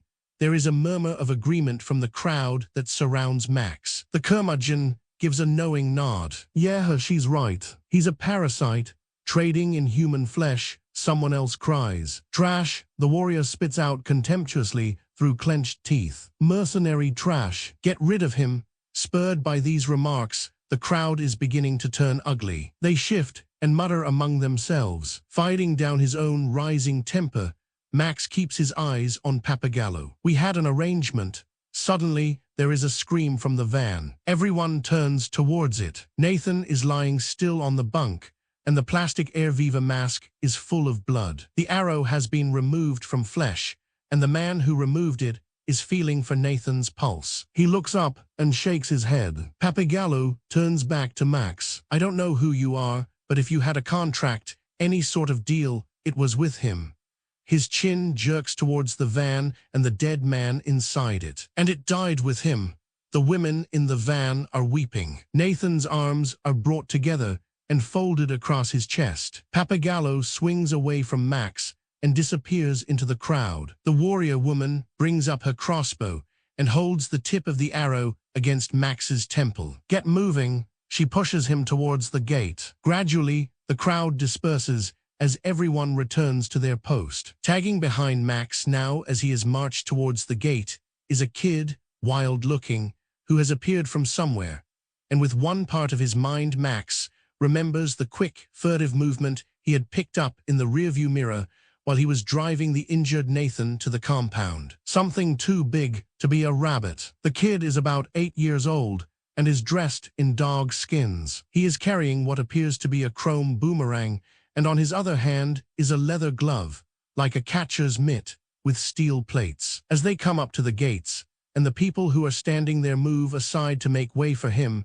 Max stops suddenly and stiffens as he sees that his black-on-black pursuit car is being winched in through the gate. Near it, dangling from the mobile frame, the crippled man in his harness is supervising the operation. The warrior woman prods Max with the bow. Be thankful you're still alive. They move past the car. At Max's heels, the dog, which has been trained to protect the vehicle, gives a low growl. The man strapped to the contraption of wheels holds up the detonator and fuse box and fuse wire. Gotta hand it to you, he calls down to Max. Some machine, the last of the pursuit specials, a part of history, and it's a shame to blow it up. Been a mechanic for a long time and know a work of beauty when I see it, all right. Reaching out, he gives the car an affectionate pat, and just as his hand touches the car, the dog leaps at him and clamps its jaw around his twisted, useless leg. The framework shakes and threatens to topple as the snarling dog tugs and worries at the mechanic's leg. With a growl, the feral kid leaps forward to attack the dog, but the lusty girl grabs his arm and holds him back. The mechanic's assistant swings on the dog with an upraised tire lever, clearly with the intention of battering the dog to death, and the dog is holding on tenaciously, its teeth sinking into the nerveless, wasted flesh. As the tire lever reaches the apex of its upward swing, Max pushes himself forward and grabs the man's wrist, jerking it, twisting, and with his other hand, wrenching the iron from the attacker's grasp. The others raise their weapons, and Max feels the pricking at the back of his neck as the sharp tip of an arrow digs into it. Then there is a thread of something warm and sluggish trickling down beneath the collar of his shirt. Everybody is still. For a long drawn-out moment, it seems that time itself has been suspended. The thread of blood has stopped trickling down Max's back. There wasn't much of it. Then the warrior woman is motioning him forward again to the open gate. Slowly, Max bends over and picks up the dog. It's okay, dog, he murmurs in soothing tones. Just do what they say, and...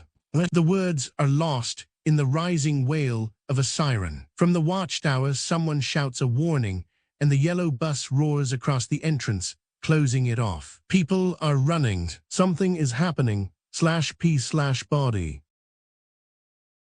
Chapter SIX. What is happening is the grand parade of the humongous, and what a spectacle it is, set against the barren rocks, and beneath the pale sky, from which all the color has been drawn by the merciless heat. It is a procession that has its own awesome pomp, a show of strength, all forces out on parade, the engines and sirens of the machines creating a massive metallic symphony, great drumbeats and cymbal clashes of truly heroic proportions. Here come, in this cavalcade of marauders, the Mohawkers and the female bikers, on their bikes, the Jap monsters, the chopped Harleys, the trikes, the smegma crazies in the dune buggies, and the gay boy berserkers in the street racers, and the skinheads in the two-tow trucks. They all come in formation, these vehicles, and the humongous machine is at their head, surrounded by a guard comprising one representative from each of the marauder breeds, a tow truck with 2 skinheads,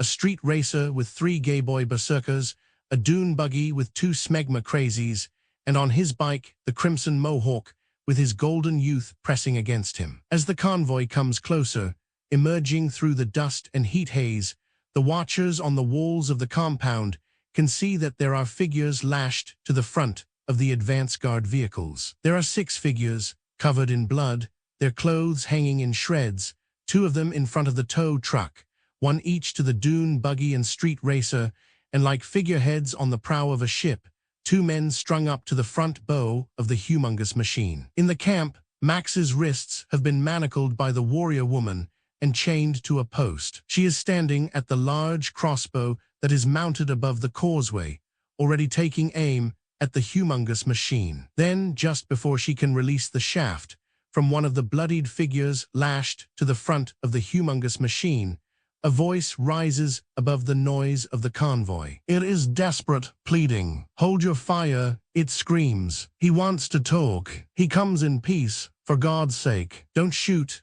The warrior woman glances across at Papagallo, who shakes his head and holds up his hand, his meaning unmistakable that she should hold her fire. From the watchers in the compound, there is a moan, a quick rush of talk, as the 6 figures strapped to the marauders' vehicles are recognized. From below Max, the mechanic cranes himself up on his framework until he is dangling beside him, able to see over the wall at the convoy, which has now come to a halt just short of the causeway. Matt, Mongo, the mechanic mutters, counting with quick, jerking movements of his head. 5, 6, yes, all there. Not one of them got through. Not a single one. Big Rebecca is crying. The quiet man has his arm around her shoulder, comforting her. The engines of the marauders' vehicles on the other side of the wall are still revving. Perched on top of the humongous vehicle, a guy dressed in long floppy clothes waves his arms in a cutting-out gesture, and all the motors stop running as if they have been switched off with a single key. The Crimson Mohawk has seen Max, recognizes him. The guy on the top of the humongous vehicle is making an announcement. Greetings from the Humongous, the Lord Humongous, the warrior of the wasteland, the Ayatollah of the rock and roller. He bows, and with the exaggerated gestures of the toady, indicates his masked master, who is now rising in his seat, and whose voice booms and echoes through the 2 loudspeakers mounted to the roll cage of his vehicle. I am greatly disappointed. The mighty Humongous begins, slowly, deliberately, so that the meaning of his words is not lost on the people who are listening to him in the compound. I am told you wish to take your gasoline out of the wasteland. There is an interruption, this time from the second of the 2 victims lashed to the front of the humongous machine. Shoot, he cries defiantly, this bruised and bloodied figure. Shoot, while you have the chance.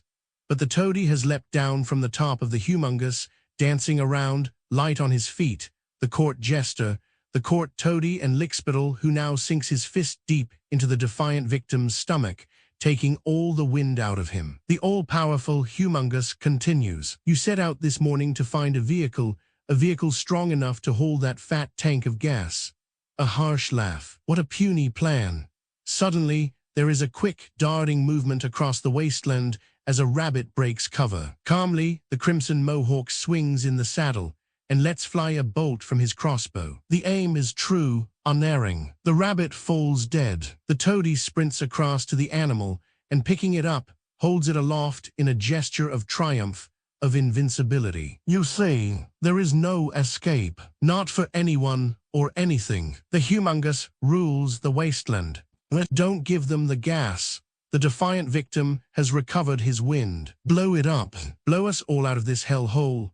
This time it is the Crimson Mohawker who silences him, who leaps off his motorbike and, bending forward until he is almost doubled, charges and bashes his head into the defiant victim's stomach. He keeps butting the defiant victim with his head until he is unconscious. The other victim, lashed to the bull bar, quite broken, sobs uncontrollably. Then there is another disturbance from a new quarter when the feral kid leaps up out of a rabbit hole just outside the compound walls and, yelling incomprehensibly, lets fly with his chrome boomerang. The projectile whizzes past the Crimson Mohawker's shaven head, circles, and returns to the kid, who reaches up to catch it in his steel-plated mitt. There is a loud roar of laughter from the marauders. Bracing himself, the kid draws the boomerang back and lets fly with it. This time it seems as if the boomerang flies very slowly through the air. It curves upwards, then to one side, appearing to come down in a series of levels. It might, to those people watching it, seem as if it were traveling very slowly, but in fact, it is traveling very fast. Then it is coming in at a level, straight for the Crimson Mohawker, who ducks his head just in time as the missile whistles past him with less than an inch to spare. Then, immediately, there is a wet clunking sound as something stops it. The Crimson Mohawker had been quick enough to duck out of the way of the boomerang with the razor-sharp edge, but the golden youth has not been so lucky. In less than a second, the youth of him, the beauty, the sensuality, the promise, have come to an abrupt end with the boomerang that has buried itself in the side of his head. The blood wells, then begins to pour out from beneath the boomerang as he slowly topples from the back of the motorbike with a serene expression on his face. The howl that is loosed by the Crimson Mohawker when he has seen what has happened to his lover is unreal, unearthly. It tingles the spine. In the compound, the defenders ready themselves for the attack they are sure must come as soon as the marauders recover from the shock of what has just happened. "Oh shit," the mechanic mutters beside Max. "Here's trouble."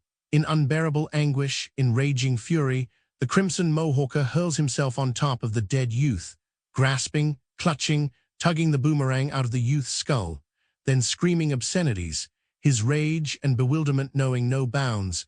He hurls the boomerang viciously back at the feral kid. The weapon whistles low across the ground, and the kid throws himself back down into the hole long before it reaches him. Whistling close above the point where the kid disappeared, the boomerang begins to curve back towards the thrower. It looks as if it will lose its impetus before it gets there and drop to the ground, well short of the Crimson Mohawker. But now the toady comes bounding forward in long springy lopes that lift him off the ground so that he looks as if he lacks gravity, that he is running on a moonscape. "I've got it! I've got it!"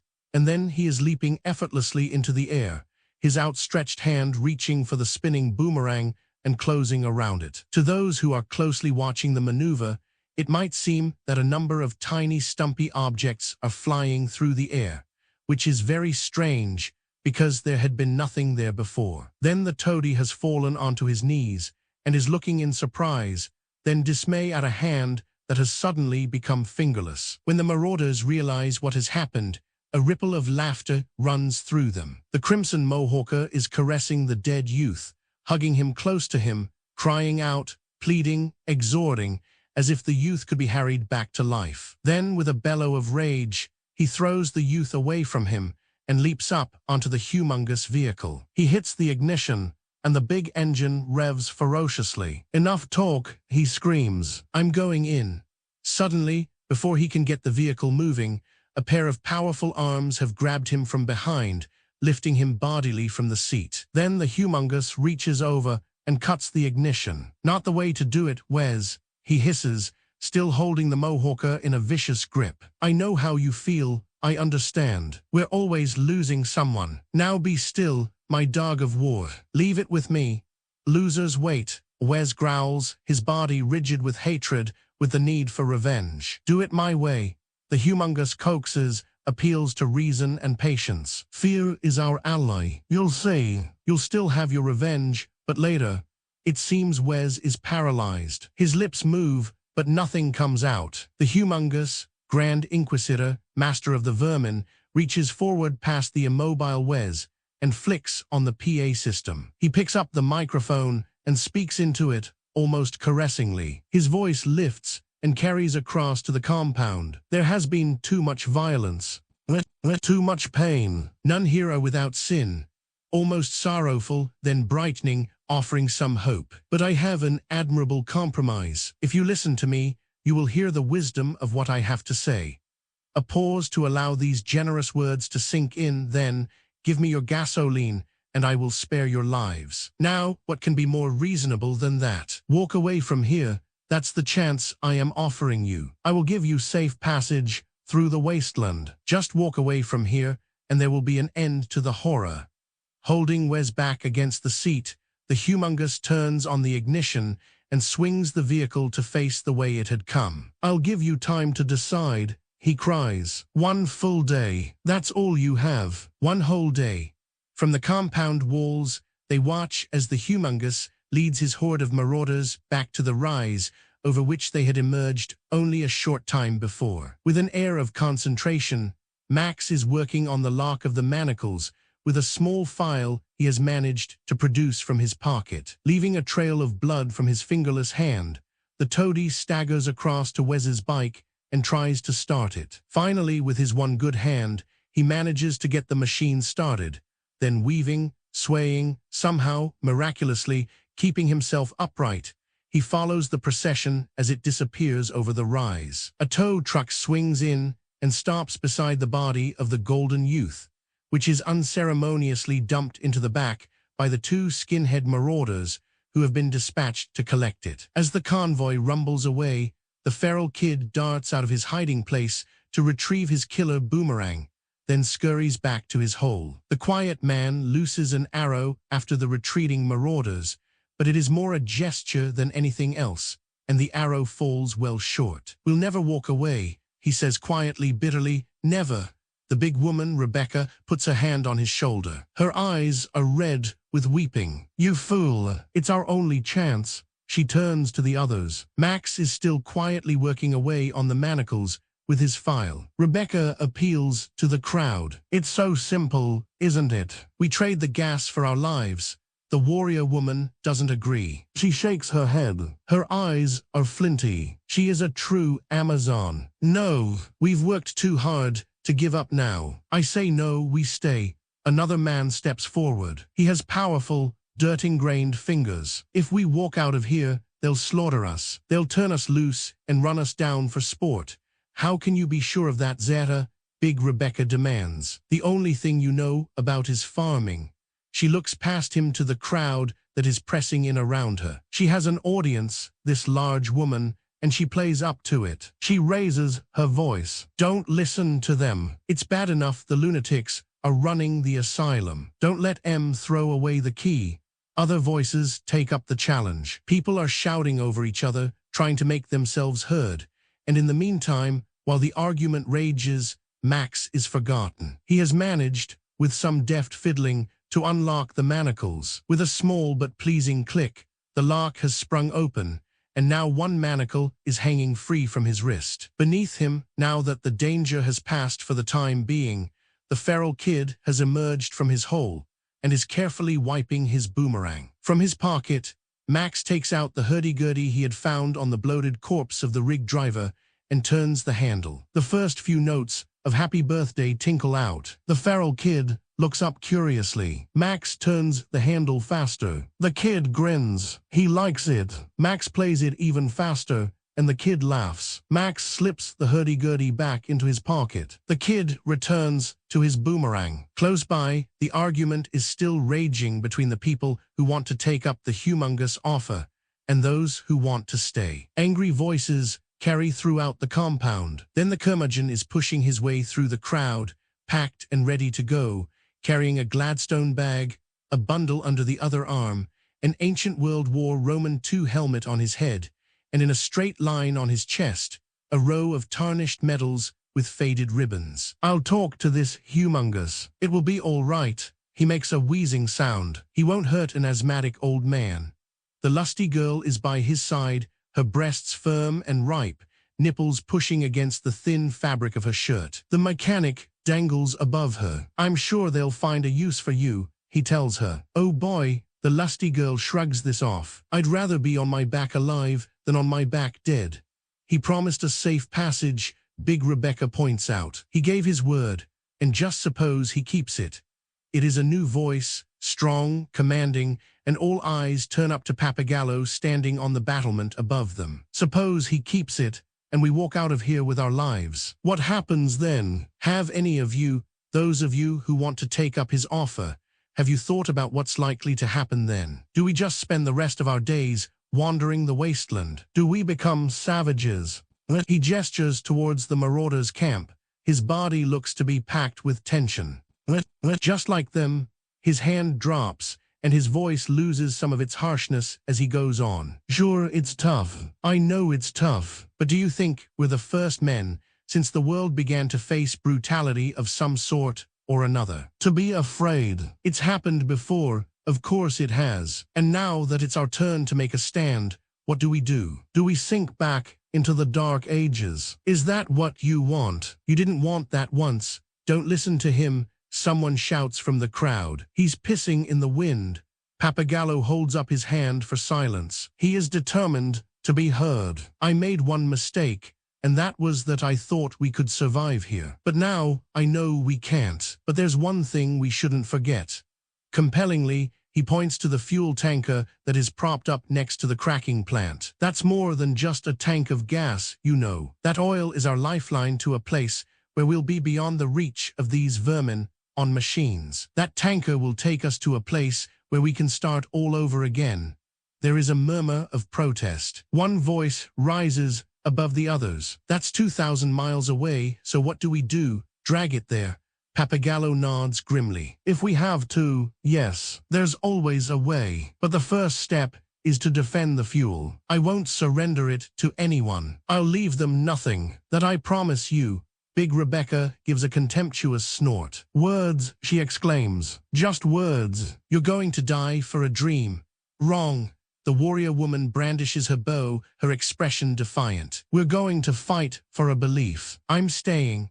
The lusty girl's shirt is open all the way down to her navel, revealing the smooth inner flanges of her breasts almost to the tips. I wish it had worked, she says with sadness in her voice as she stares up at Papagallo. You've all been really good to me. I'm sorry.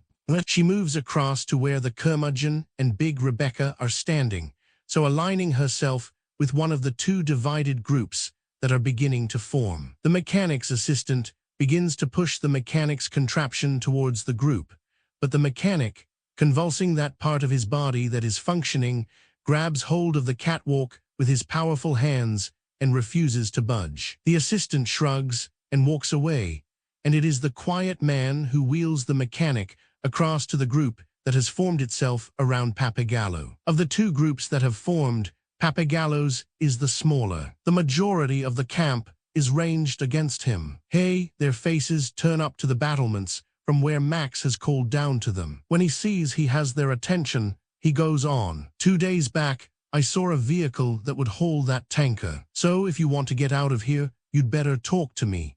5 minutes later, Max is inside Papagallo's tent, facing the camp leader across a cluttered desk. With them are the warrior woman, Big Rebecca, and Zeta the farmer. The mechanic listens in from the doorway. It is a high-powered meeting. Major decisions are about to be made. That's my offer, Max is saying. I deliver a prime mover to you, and you give me back my car and as much gas as I can carry.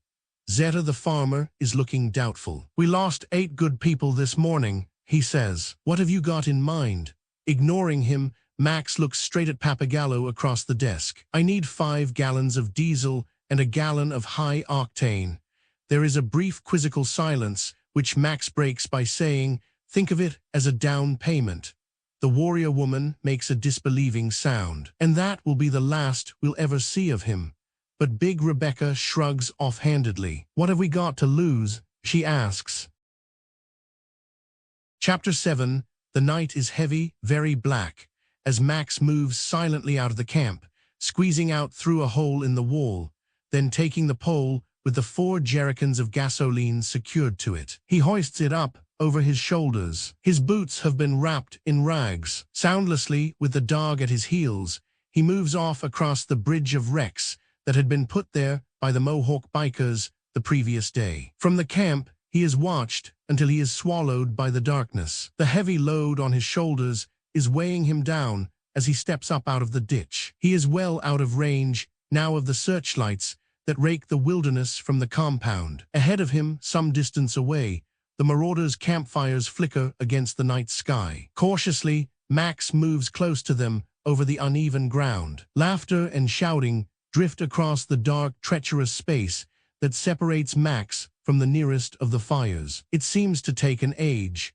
creeping across the rough ground with the weight of the cans pressing him down, before he reaches the first of the fires, which he then begins to skirt, keeping well into the shadows. In the red, dancing gleam of the firelight, he can see one of the victims strung up to a beam by his wrists, which have been tied behind his back. So he is suspended there in great pain, moaning incomprehensibly, while the drunken marauders taunt him, prod him. Close by to him, a Mohawk biker has his arms around two camp followers, fondling them. A gay boy berserker hones his knife on a whetstone, spitting on it, and rubbing the knife back and forth on the stone. Suddenly, as Max inches forward, his foot comes down, and there is nothing beneath it. He trips and stumbles, and as he pitches forward into an erosion ditch, the jerrycans clang together. Hearing the sound, the gay boy berserker stops honing and listens attentively, the knife held at the ready. Standing beside Max,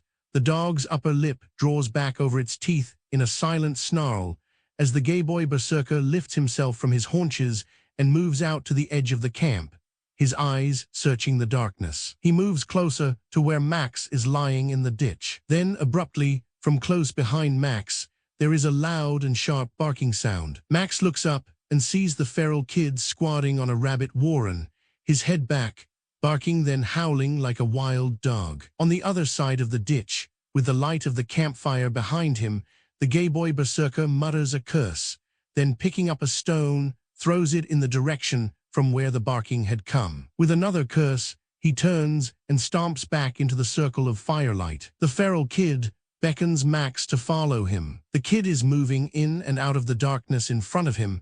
Max and the dog make their way towards the edge of another ditch, well away from the campfires, the laughter, the shouting, and the occasional scream. Here the feral kid stops and points into the darkness ahead, indicating with a broad grin the direction Max should take. Then, swinging away, he runs quickly back into the darkness. The night is full of sounds and slinky movements. As he moves forward, Max's eyes and ears are alert for any out-of-the-ordinary noise. The sky is getting lighter. It will soon be dawn, and already shapes are beginning to take form and loom up at him out of the darkness, which is imperceptibly graying. Ahead of him is the outcrop of rock, from the top of which he had looked down at the compound for the first time, and where he had left the gyro captain tied to a tree. The pole across his shoulders feels as if it is digging right into his flesh from the weight of the jerry cans. Not far to go now before he can put them down and rest a while,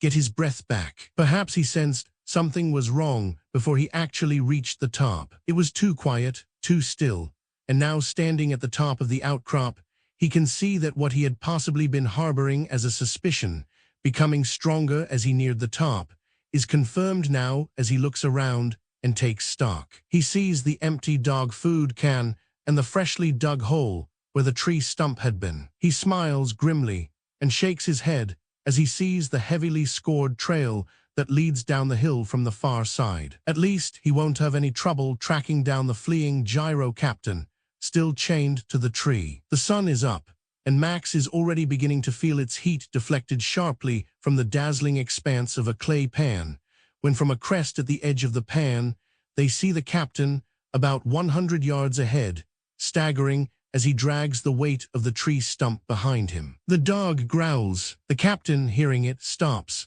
Then, when he sees Max on the crest, picks up the log and begins to run in curious abbreviated lopes that throw him from side to side across the clay. Of course, carrying the weight of the stump, he doesn't have a chance. He has gone only a few more yards when his long legs give out beneath him, and he collapses in a heap on the ground. It takes Max only a few minutes to catch up with him. He eases the pole, with the jerry cans down from his shoulders. His muscles are aching, his neck is stiff. "You didn't really think you could get away, did you?"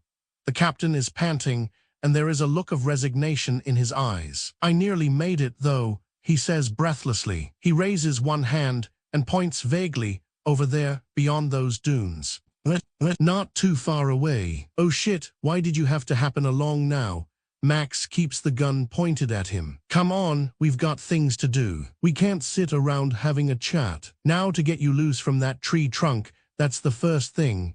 As he speaks, Max works on the manacles. They click open, and the gyro captain massages his wrists, which are red and raw, all the skin having been worn away from them. Small clusters of blood drops have formed on the abraded flesh. Max indicates the pole and the jerry cans. "You carry it, the heat is scorching." Their feet sink heavily into the sand as they climb over the dunes. The gyro captain is talking, muttering to himself, a torrent of words that don't make much sense. They trudge through the sand. The captain is bent forward beneath the weight of the jerry cans. Then they are at the crest of the first dune, and below them, as they had left it, is the gyrocopter. The kite that had first attracted Max to the machine is no longer in the air, but lying face down on the sand. Just beneath them, on the slope of the dune, the body of a marauder lies in a contorted position, and it's not difficult to work out what has happened,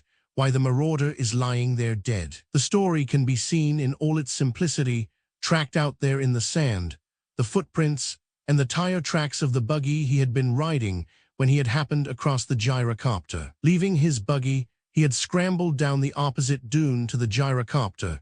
Then, while he was unsuspectingly checking it out, the snake had got him. The footprints show that he had staggered around in circles for some time as he tried to get back to the machine to find help before he slumped face down in the hot sand. The captain gives a whoop as he and Max quickly make their way down the slope to the gyrocopter. The captain slides in the sand, but manages to keep his balance. His smudged, unshaven face is broken apart by a broad grin. "I knew it," he cries. "Christ, how I knew it. Lethal, these snakes. No bullshitting with them. Dead lethal.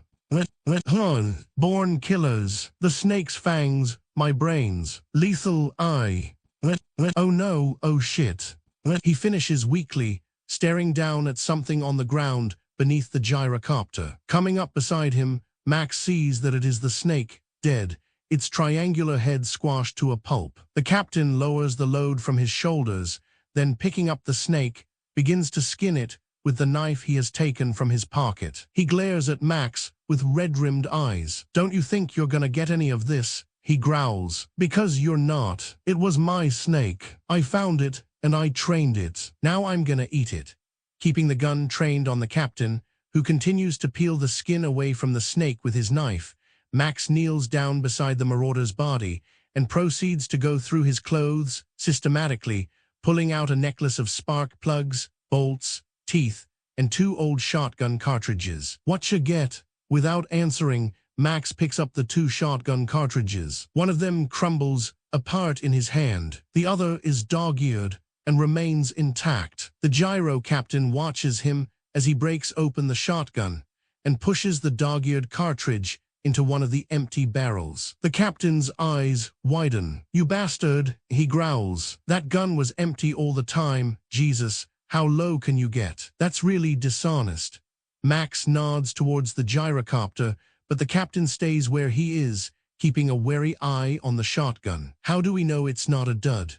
Raising the gun, Max pulls back the hammer, and uncertainly, not willing to take the risk, the captain moves across to the gyro. Max uses one of the cans to fill the gyrocopter's tank. The 3 remaining cans he straps into the machine. Then, as the captain starts the engine and the rotor begins to turn slowly, settles himself onto the chassis, trying to make himself as comfortable as he can with the dog on his lap. A flurry of sand whips back from beneath the idling propeller as the captain opens up the throttle to give the machine maximum power. Then, unaccustomed to the extra weight, the gyro lumbers across the sand and awkwardly, a little lopsidedly, rises into the air. /P/body. Chapter 8. After a lot of work, adjusting and tinkering, the road rig is finally ready to move. The tank has been filled from the remaining cans, and the engine is running smoothly. Even the bandana he has tied over his nose and mouth is no proof against the sickly sweet odor rising from the bloated, fly-blown corpse of the driver that lies in the mid-afternoon sun. Max has tried to ignore it, but it has been almost impossible. Once he has got the engine going, he detaches the prime mover from the rig and moves it clear, also with a cloth over his nose and mouth in a vain attempt to keep out the stench. The gyro captain has been chained to the rig to keep him out of the way while Max works on the engine. He looks up at Max, who is in the cabin of the prime mover with the dog, revving the engine, ready to go. "What about me?" he wails. "Aren't we partners?" Max delves into his pocket, then throws a set of keys down into the dust near the captain's feet. "Make your own arrangements," he shouts above the noise of the engine, then without waiting for further argument, eases the prime mover back onto the road, and with his foot hard down on the pedal, hurls it down the long, empty highway. The rig rattles and vibrates. The road is swallowed up beneath them. Chasing down the highway, a long time ago, Max was a pro, the best there was, they said. The Knight Rider was heading towards him, and the Knight Rider knew who he was, that Max was out to get him. Max had waited, keeping his eyes on the curve of the road around which he knew the Knight Rider would come screaming at any moment, calmly counting the seconds. Even when he saw the battered, pirated cop car hurtle around the bend about a mile away, his face betrayed no sign of emotion. Then the two cars were approaching each other with a collision speed of 200 miles an hour, and at that speed, there was no room for either timidity or miscalculation. It was a battle of nerves. Neither of them was prepared to give way. It was a suicidal course. When the two cars were less than a heartbeat away from each other, Max threw his wheel to the left, corrected slightly, then let his rhubarb clip the door handles from the side of the Knight Rider's vehicle. Then, with practiced expertise, as cool as anything, Max swung his car into a 180-degree slide, and with the rubber burning from his tires, came around less than 40 yards behind the crazy. The two cars thundered down the highway, sliding into a long, sweeping curve, and it was obvious that Max couldn't be shaken off. Max was too alert, too attuned for every minute change in speed and position. Duck, weave, brake, and accelerate. It was as if the two cars were being controlled by the same driver. Locked together, they roared up the hill, pistons overworking, and every nut and bolt being tested to the limit of endurance and beyond. The Knight Rider couldn't have noticed the man standing just below the crest of the hill, waving his arms in a desperate attempt to get the two cars to slow down. Maybe by then, if he had seen the man, the Knight Rider wouldn't have cared. Max saw the man and instinctively hit the brakes, and with the tires searing into the tar, came to a screeching halt just past the top of the rise, just in time to see the roof of the Knight Rider's car shear away as it hit the tray of a semi-trailer jackknifed at an angle across the road. The car was opened up like a sardine, and as it plunged beneath the metal beams of the road train, then, smashing into a set of multiple wheels at the far side of the tray, what was left of the car simply disintegrated. For the Knight Rider, it had been the end.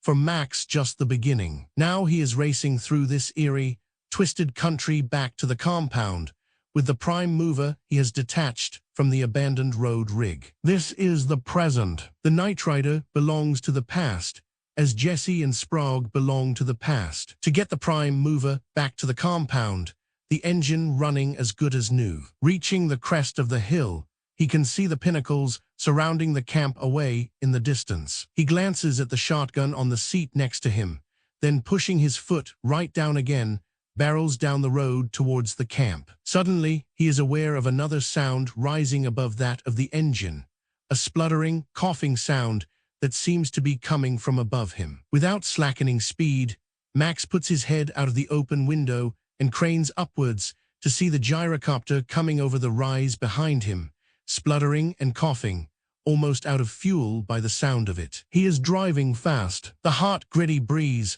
whistles in through the broken windscreen. The marauders must have heard him coming already and are probably getting ready for him, laying traps for him.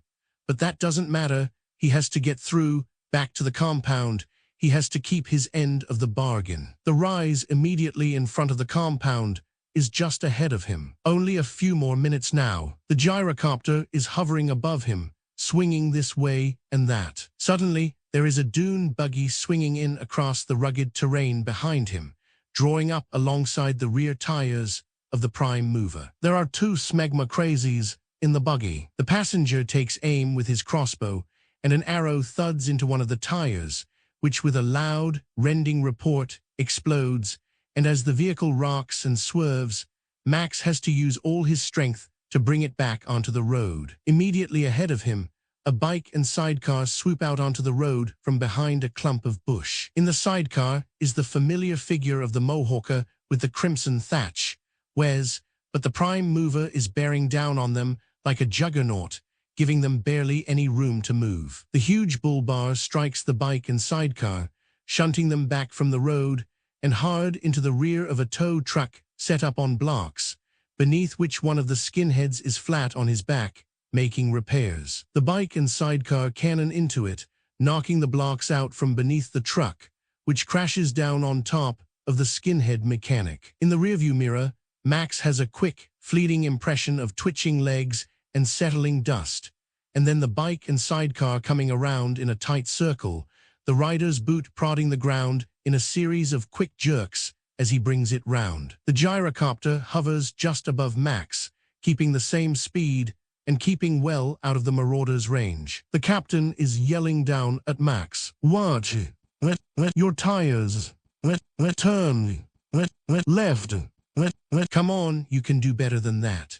The bike and sidecar are coming up parallel to the prime mover's rear wheels on the driver's side, and suddenly there is another sharp explosion, as Wes fires an arrow from his forearm crossbow into the tires. Max feels the truck sliding again. He wrestles with the wheel to keep it steady. Then ahead on the rise, he notices for the first time the humongous machine and the two victims strapped to the front being fed now by one of the marauders, fed to be kept alive, to provide sport for no other reason. And the humongous himself, the masked titan, is opening an ornate wooden box that has obviously recently been polished. He takes out a .44 Magnum with a 7-inch barrel and a telescopic sight. It seems to Max that he picks out a bullet with particular care and slips it into the chamber. In the mirror, Max can see Wes on his feet in the sidecar, delicately poised to leap from it onto the back of the prime mover. Then he does leap, scrambling onto the truck, just as it reaches the top of the rise. Below him is the camp. Max holds on the air horn lanyard, and as the screeching, hooting sound of it rolls away across to the compound walls, Max can imagine the flurry of activity that will be released by this sound. Orders shouted, the gate opened, and the defenders staying by with their weapons ready for anything. The dog has retreated under the passenger's seat, but between Max and the momentary safety of the compound, there is still the humongous, the almighty humongous, standing there in front of the truck, feet planted firmly apart, huge and as steady as a rock, implacable, a solid barrier. The humongous is standing directly in front of the truck, raising the magnum to his shoulder, taking aim. Max reacts by pure instinct. Guiding the truck with one hand, he picks up the shotgun and shoves the barrels through the broken windscreen, aiming them at the bulk of the humongous and pulling back on the triggers, and nothing happens. There is a fizzing sound, a faint pop, but otherwise nothing happens, and Max knows for sure now that the cartridge he had placed in there had been a dud one. The humongous is still aiming the magnum. Max ducks, at the same time pulling hard down on the wheel. There is a flash from the barrel of the magnum as the humongous fires. The big gun kicks, and a split second later, the front of the prime mover seems to burst apart to release a mass of hissing steam and a spray of hot oil. The bullet, the humongous, appeared to select so carefully must have smashed into the engine block at least. The big machine careers off the road, slipping and sliding as Max desperately tries to keep it under some sort of control. In its reckless progress down the hill, it plows into a makeshift tent, ripping away the canvas, and there is a brief impression of two naked bodies locked together, frozen. The truck rockets down the slope. The causeway leading into the compound is only a few hundred yards ahead now. He could make it. He could easily make it if... Then suddenly, something has snaked in through the driver's window, wrapping around Max's throat, pressing, crushing, and Max can hardly breathe. He is conscious only of the acrid smell of sweat, the powerful clenching muscle of the forearm that is clamping his throat, a leather gauntlet. His eyes mist over. The image wavers. He is only distantly aware of the face and shoulders leaning in through the window, the crimson top-notch. He hears the dog snarling, and then, through his dimming vision, sees the bared teeth sinking into the leather gauntlet. His attacker curses, and the pressure eases from Max's throat. Max's vision clears. The crimson Mohawker's arm lifts, and with a series of startled yelps, the dog is sailing out through the open window. Max slams his elbow into Wes's face, trying to push him away from the side of the truck, but Wes hangs on. They yell at each other. The truck jolts and slides down the hill. A dune buggy, with a 4-pack crossbow mounted like a machine gun on its bonnet, swoops in across the slope. 4 bolts are fired into the tires, into the driver's side of the prime mover. With the exception of one tire, they all blow out, and the truck lurches to one side. On one side, the dune buggy keeps abreast. Then on the other, a 2-engined assault car comes into view. The driver, who is the sole occupant of the assault car, is half-turned on his seat, yelling to the others who are now ranging up behind them. The gates open. I'm going in. It seems the dune buggy has the same intention. None of the vehicles slacken speed. The prime mover is riding on the rims of most of its wheels, the tires streaming away in shreds from behind them. Max desperately tries to push Wes away from the window, but Wes won't budge. He is clinging on like a limpet. The gyro captain is still there, above them, banking, swooping low, veering away again, doing everything he can to hold back Max's pursuers, throwing things down at them, the 2 empty jerry cans, the chains with which Max had bound him, anything he can find. Don't lose it now, he screams down to Max. We're almost there. Max has almost reached the causeway. Not far to go now, no more than a few more yards. The gyro captain has little left to throw, only what he has been saving as a last resort, and now it looks as if he has no alternative but to play this trump. The 4-pack buggy surges up again to the wheels on the driver's side of the truck. The crossbow has been reloaded, and the smegma crazy is taking careful aim at the last remaining tire. Once that has gone, the gyro captain, seeing what is about to happen, plays his trump. Reaching into a sack, he draws out 2 wriggling, writhing snakes, and keeping their jaws clamped shut, kisses them fondly, maybe a little sentimentally, and hurls them down into the 4-pack dune buggy below. His aim is good. The snakes land where he intended them to land, right in the vehicle, dead center, one of them falling between the driver's legs. Puzzled by what he can suddenly feel there, he reaches down, pulls it up to look at it, then screams as the angry, disoriented snake buries its fangs into his wrist. The buggy is swerving out of control, lifting, turning, up over the back of the prime mover, and then coming down with a clash of wrenching, tortured, buckling metal onto the street racer, and locked together. Both vehicles swerve and topple into the ditch below the compound walls. In the cabin, Max smashes his elbow into Wes's face again and again, but Wes only grins at him, his nails scoring into Max's neck and cheek, drawing blood. Max steers the truck onto the causeway, at the far end of which the bus has been drawn back to leave the way free for him to get into the compound. Wes is still hanging on, still grinning. Max's foot is pressed right to the floorboards. The prime mover rattles over the causeway of wrecked cars and through the opening into the compound. As soon as he is through, the gate closes, but not before the assault car and the 4-pack buggy, which have come up out of the ditch, have also made it inside. The dog, which has been chasing after the prime mover, manages to reach the safety of the camp through the rapidly closing gap, with only a second or two to spare. A street racer, which has been in hot pursuit of the other vehicles,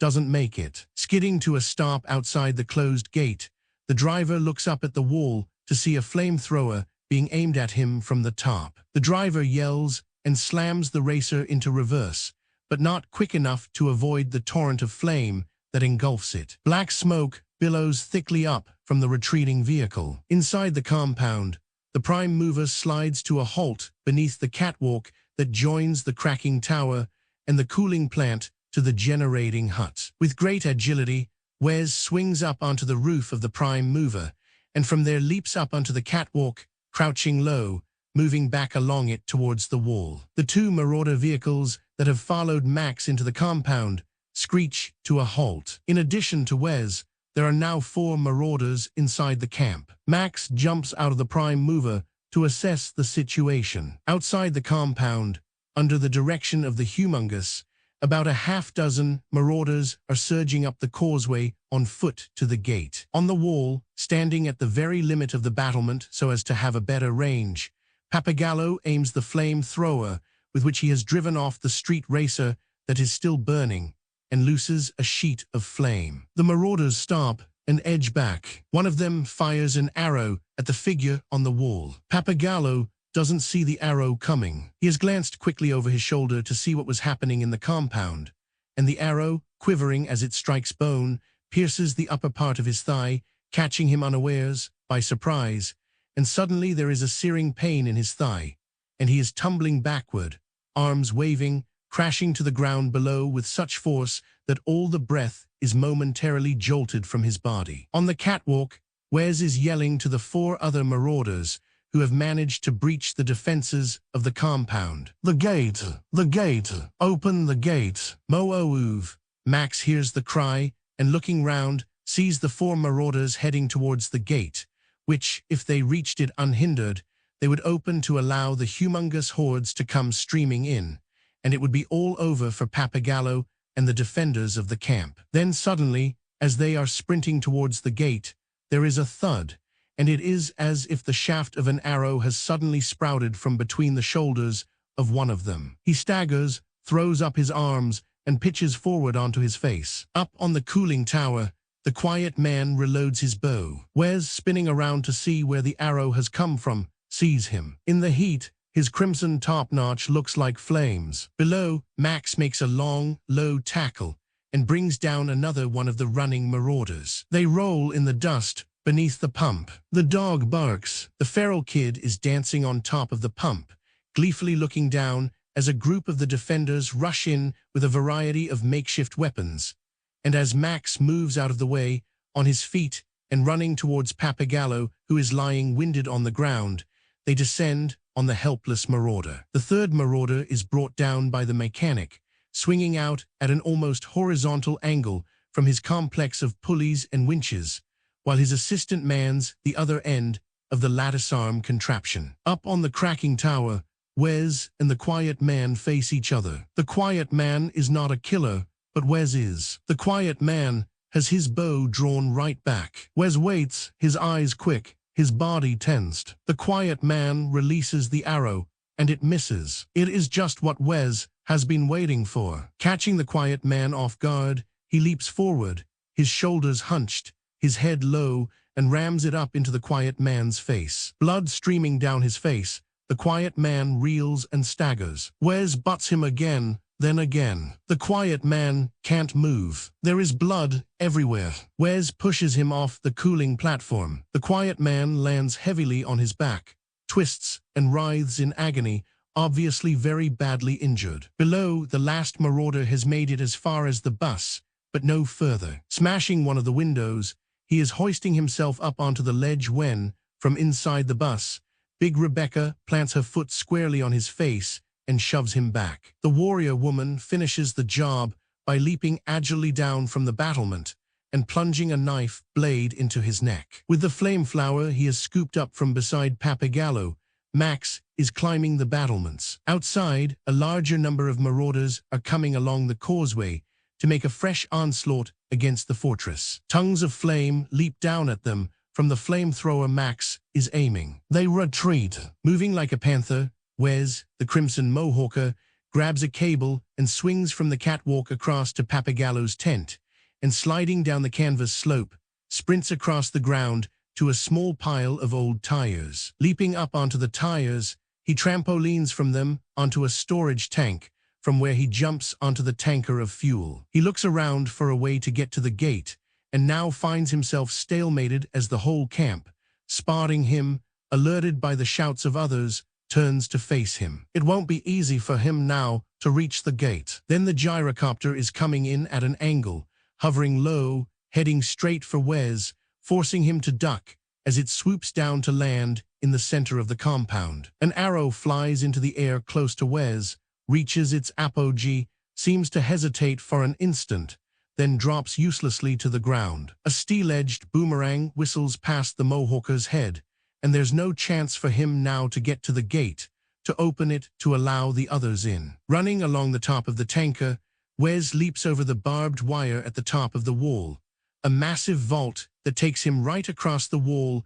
and into the ditch below, where he lands on his hands and knees. Scrambling up onto his feet, he climbs up over a wrecked car and sprints off into the wasteland to rejoin his fellow marauders. In the camp, the gyro captain is the man of the moment. He is the center of attention, and relishing it, looking heroic, shaking hands with people who come swarming up to him, making a speech. Thank you very much. Just doing my job, that's all. No need to go overboard about it. Hands off the machine, please. Don't want to damage it.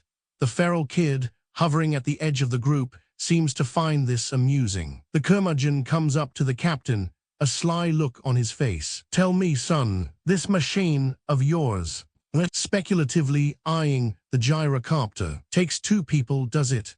The captain is watching the lusty girl who is idly running one hand along the machine. Yeah, well, possibly. The lusty girl smiles at him in her warm, provocative way, and encouraged, he moves to her side. Okay, let's go.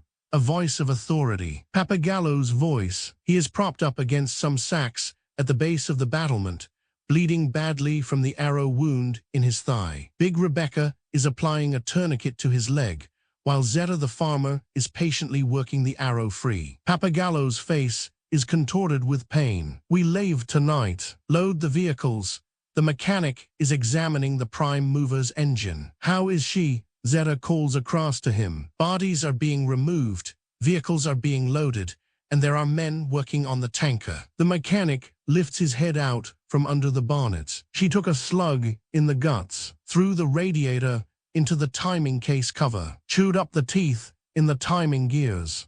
Zeta is having some trouble working the arrow free. What the hell does that mean? About 24 hours. You've got 12. Papagallo's face is shining with sweat. He yells through the pain. Zeta looks up at him. It's in the bone, he says quietly. Gonna have to cut you.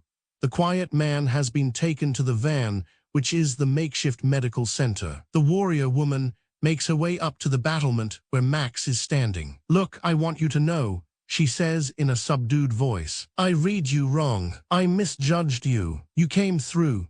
With a shrug, Max moves away from the flamethrower to the ladder and climbs down it. When he reaches the compound, people begin to crowd around him, smiling at him, offering their congratulations, offering their hands. The feral kid steps forward and holds out his hand. Max takes it. The kid laughs and skips away. Hands slap Max on the back. Someone brings him a bowl of food. Big Rebecca steps forward. It's a day too late for my Nathan, she tells him. But for the rest of us, you've given us back our hope. Thank you, and welcome. There is a rumble of approval from the listening crowd. Max turns to face them. Let's get it straight, he tells them gruffly. I'm leaving, tonight and alone.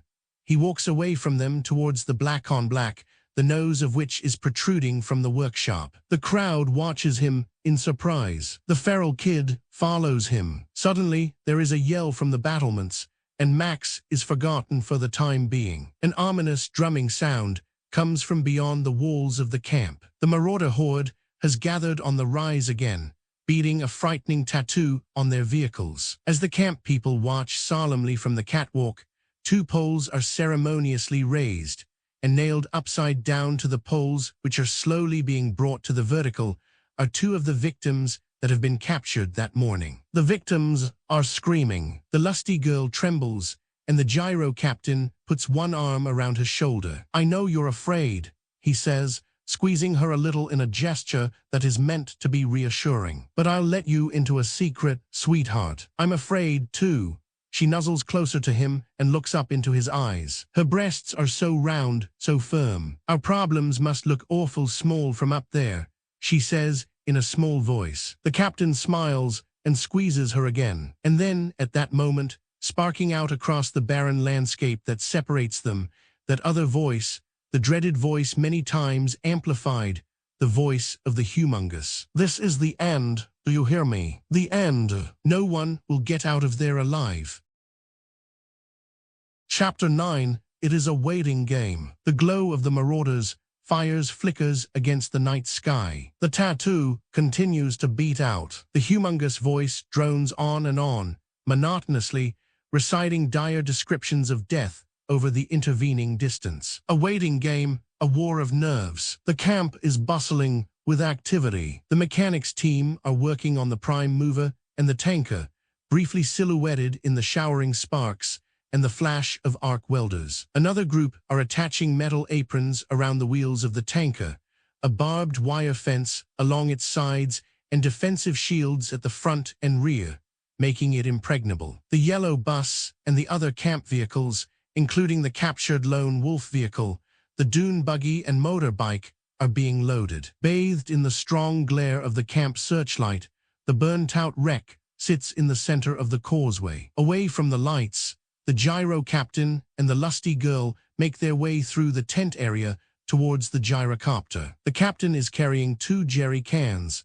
The girl is weighed down with her hastily grabbed belongings, dropping pieces behind her as she scrambles after the captain. Her face mirrors her indecision. Abruptly, she stops, and clutching her belongings to her, looks back at the people she is leaving behind. The captain walks back to her. What's wrong? Her mouth works, but no words come. Tears well up in her eyes, and she turns away. It's okay, the captain says softly, persuasively. You can tell me.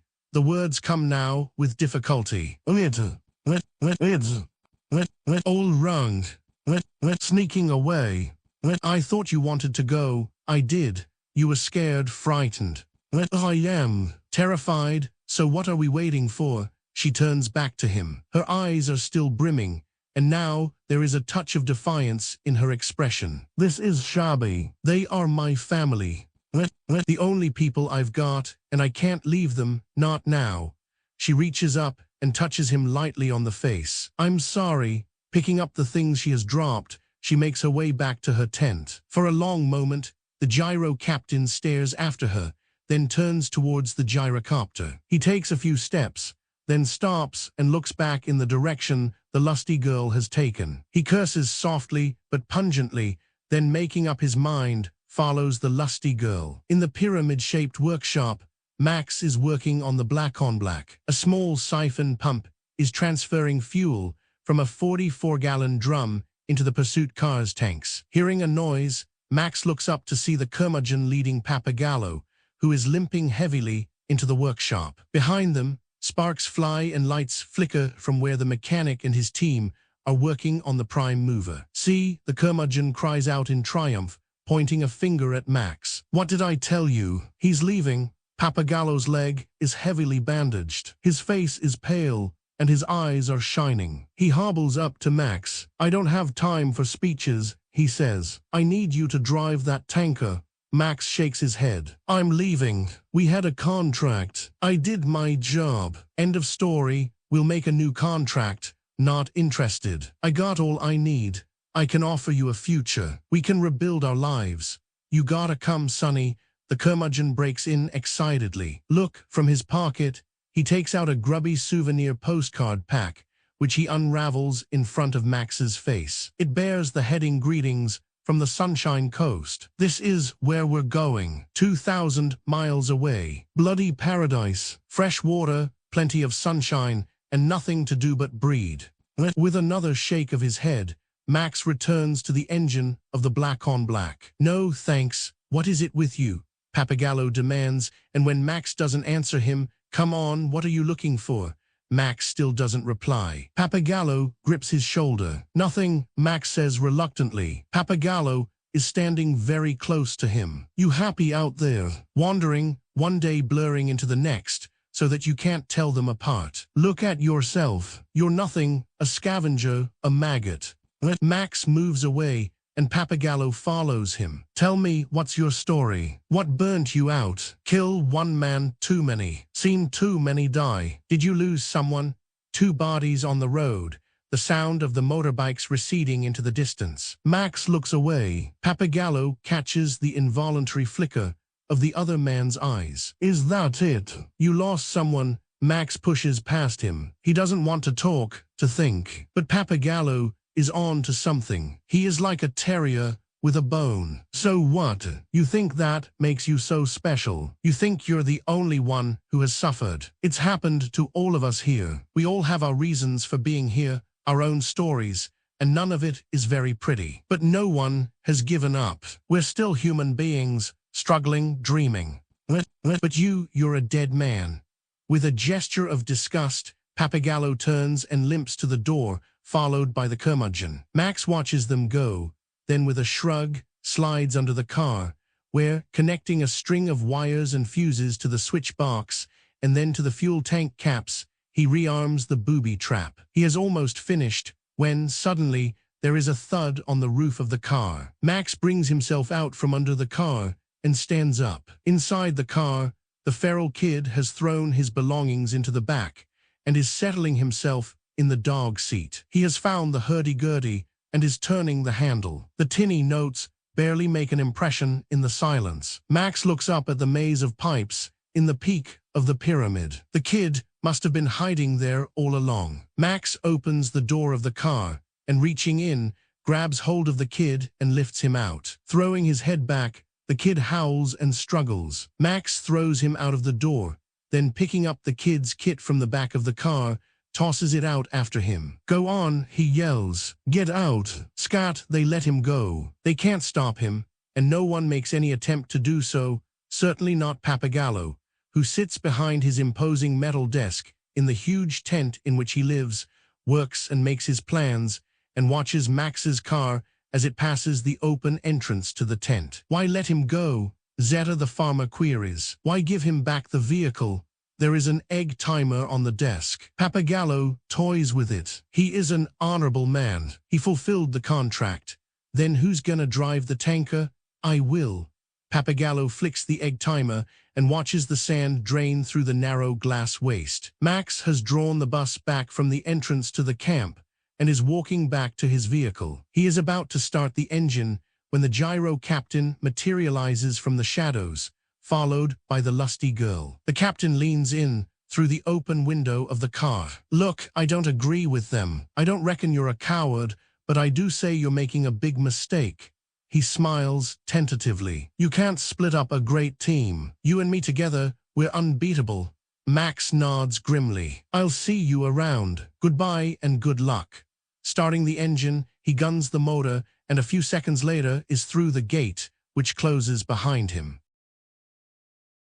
Chapter 10. In the Marauders' camp on the rise above the compound, where's the crimson Mohawker, his face covered in a white powdered war paint, springs to his feet. He has heard something, a sound that is unmistakable, and his eyes strain into the darkness. He begins to run. A gay boy berserker runs with him. They run to the humongous machine. The humongous himself is sitting on a rock near the victims who have been tied to the poles, his great hunched bulk silhouetted by the flames of the campfire. When he hears the engine of his machine spring into life, he jumps to his feet just in time to see the vehicle heading off down the slope. It is a sight that displeases the mighty humongous. The defiant victim and the broken victim are still strapped to the front of the humongous machine. The toady who has been sleeping on the fuel tanks sits up with a start, bewildered by what is happening. Dawn is already creeping up from the east, and in the dim light,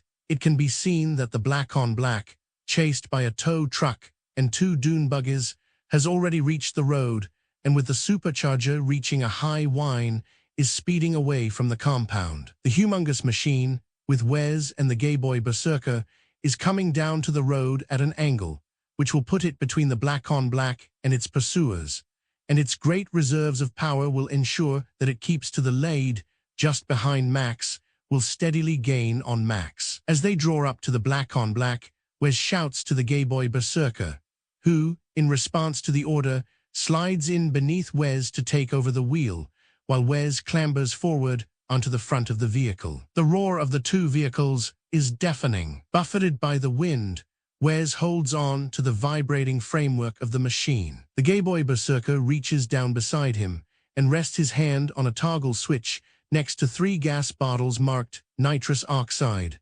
While in front of him, Wes grabs hold of a huge exhaust pipe that juts into the air. Impervious to the fierce heat of the pipe, he wrenches it away from its mounting, then signals to the gay boy berserker. There is a mighty roar matched by a massive surge of power in the humongous machine as the gay boy berserker flicks down the toggle switch. The 2 victims at the front of the machine scream. Max looks back to see what is happening, then is visibly startled when its massive acceleration brings the humongous machine alongside the black-on-black. As it leaps forward, Wes, balancing right at the front, swings the chrome pipe down through the broken windscreen of the black-on-black, right into Max's face. As the pipe hits him, and all sorts of things start going off inside his head, Max's car slews across the road, smashing side-on into a series of 4 guideposts. Wood splinters and is flung high into the air. The car spins in a full circle, dirt and stones slicing up from beneath its locked tires, then rolls down the embankment over and over, knocking against rocks and tree stumps, coming down on its side on its roof, the wheels buckling beneath it, glass smashing, and then finally coming to rest upside down among the boulders of a dry creek bed. Max is slumped upside down in his harness, his face and body bloodied and broken. For a long moment, there is an awful silence with only faint echoes of bumping, grinding metal, and breaking glass rolling across the valley. Then something moves inside the car. Whimpering a little, the dog pulls himself out of the wreckage. It licks and paws at Max's face. One of Max's eyes flickers open. Wes stands at the rim of the gully while the gay boy berserker and the toady, carrying jerry cans, scramble down to the wreckage. "Don't waste him," Wes calls after them. "If he's alive, I want him." By the time the 2 marauders reach the wreckage, Max has, by a massive effort of will, freed himself of the harness and crawled free through the window of the car. It is the gay boy berserker, some minutes later, who peers into the car and discovers that Max is no longer there. While the toady taps the fuel tanks, he scans the rocks and boulders looking for some sign of Max. The toady looks up from the fuel tanks and shouts in triumph to Wes, "Another victory, oh mighty Wes. The tanks are full, and it's all yours." The gay boy berserker is moving slowly along the creek bed. "And for those who toil in your service, perhaps a thimbleful." The gay boy berserker stops. Ahead of him, he sees a pair of legs protruding from behind a boulder. He hears a growl, and turning, sees the snarling dog between him and Max. The dog's hackles are raised, its sharp teeth are bared, ready to attack. The gay boy berserker raises his crossbow and fires at the dog. He smiles to himself in grim satisfaction and moves on toward Max, just as the toady prizes the cap away from the black car's fuel tank, by so doing connecting the circuit and sparking the booby trap. Just before the explosion, there is a moment of curiosity. When hearing the sound of the connection being made, the toady bends forward to investigate. But he doesn't have a chance to find out what it was that had made that faint scratching sound. The explosion is immense. The blast of it throws the toady back. It rips him apart. Farther along the creek, the gay boy berserker is picked up and carried along by a huge ball of fire. Debris showers down on Max behind the boulder. A pillar of fire reaches up into the sky and spreads outwards. Wes returns to the humongous machine. Max slips in and out of consciousness, struggles to hold on, to stop it drifting away from him. Things swim in and out of focus. Blood and sweat trickle into his eyes, stinging them. Flies buzz and cluster on his wounds. His mouth is parched. He looks up at the sky, where the sun is climbing. The wasteland dissolves in the heat haze. There is a sound, but he can't be sure. Not a sound, maybe a vibration, a throbbing in the air. The heat throbbing. No, a sound, something dark, a speck in the sky, a speck that grows steadily larger, the beating drumming heat, blackness creeping in again, a dry hot wind blasting down at him, and then nothing. Then later, some time later, with everything shaking around him, the beat of an engine riveting into him, jarring his bones, and he can't move because something is strapping him down, a familiar voice is saying, "See, I told you we was partners." Chapter 11, Happy Birthday, tinkling notes coming from somewhere close by. "Happy birthday to you." To who? The notes sound distorted, each of them like a dum-dum bullet exploding inside his head as he fights to keep hold of his returning impressions, to put himself into some sort of context. Little things at first, the song Happy Birthday, and he can't move his arm, and his focus, becoming clearer all the time, he turns his head, wincing at the stab of pain the effort costs him, sees that it is in a sling. There are other bandages. His leg is bandaged. He lifts his head, and this time the pain is not so sharp. A pair of small feet dangle in the air in front of him. He is lying in the back of a van, and through the open rear doors, he can see that he is back in the compound. He can see the catwalk and the cracking tower, and the tanker, which now has a cowcatcher on the front, armor plating on the bonnet, steel aprons on the wheels, and a net of barbed wire along each side. It is already hooked up to the prime mover. The other vehicles are packed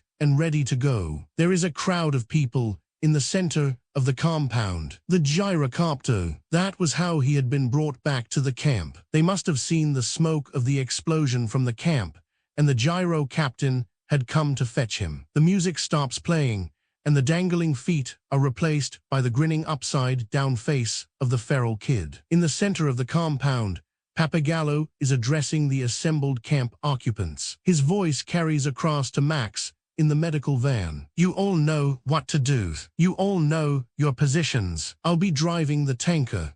Wearily, Max lets his head drop back onto the pillow. Then, conscious he is not alone in the van, turns his head to find himself looking into the bruised, bloated face of the quiet man who is lying in a stretcher supported by a number of 44-gallon drums. Max lifts himself again. He has to get out of here, and quickly. In the compound, Pappagallo is pacing up and down, still addressing his flock. "We're gonna crash or crash through. We'll have to use the tanker to punch our way out of here. That will give the rest of you a chance. So don't hesitate. Split up. Go as hard as you can."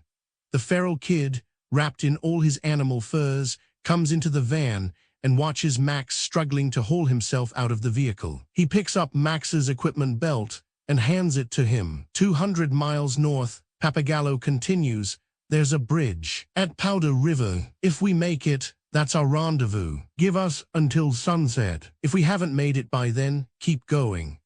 Beyond him, the mechanic has managed to get himself up into one of the two defense positions on top of the tanker. Now he is exchanging angry words with his assistant and the warrior woman, who plainly doesn't think this is such a good idea. "Good enough for me to build it," he shouts down at them, "but not good enough for me to ride. I sweated blood on this, mother, and no bastard's going to tell me to go in no lousy bread van."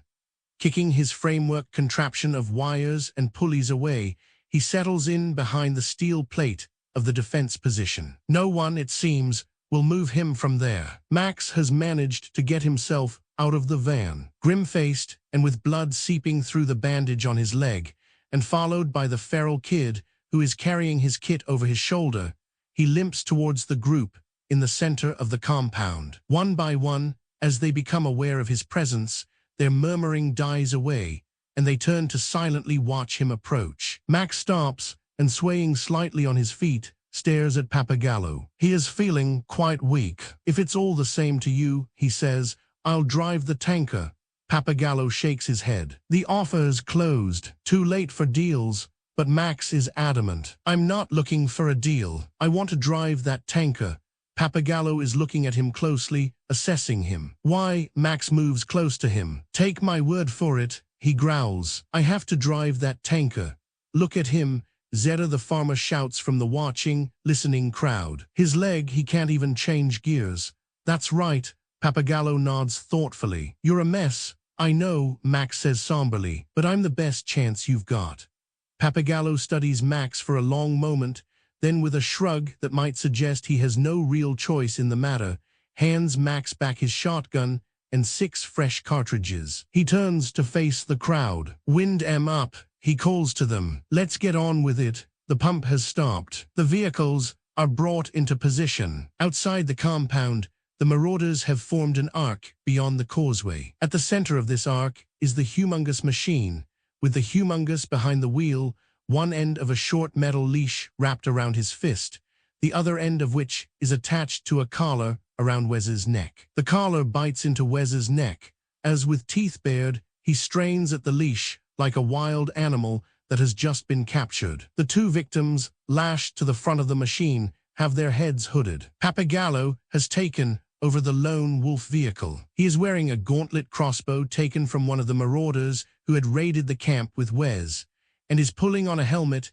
as Max walks past him to the tanker where the mechanic's assistant, a harness fixed around his waist and shoulders, is perched on the running board. He will be riding shotgun. Beyond the tanker, the gyro captain is warming up his flying machine. Max climbs up into the cabin of the tanker, where the feral kid is sitting in the passenger's seat with his belongings between his feet. Max picks him up and hands him out to the warrior woman who is just about to climb on board. It is time to go. The breakout is about to happen. Max kicks over the big engine of the tanker, steadily pulling on the power. The engine roars, is deafening. Pappagallo starts the lone wolf machine, and Big Rebecca opens the bus gate. The huge vein throbs at the back of the humongous head. He has loaded the revolving chamber of the Magnum 44 with the remaining 4 bullets from his case. He is ready. Inside the compound, Pappagallo gives the signal. He nods to Max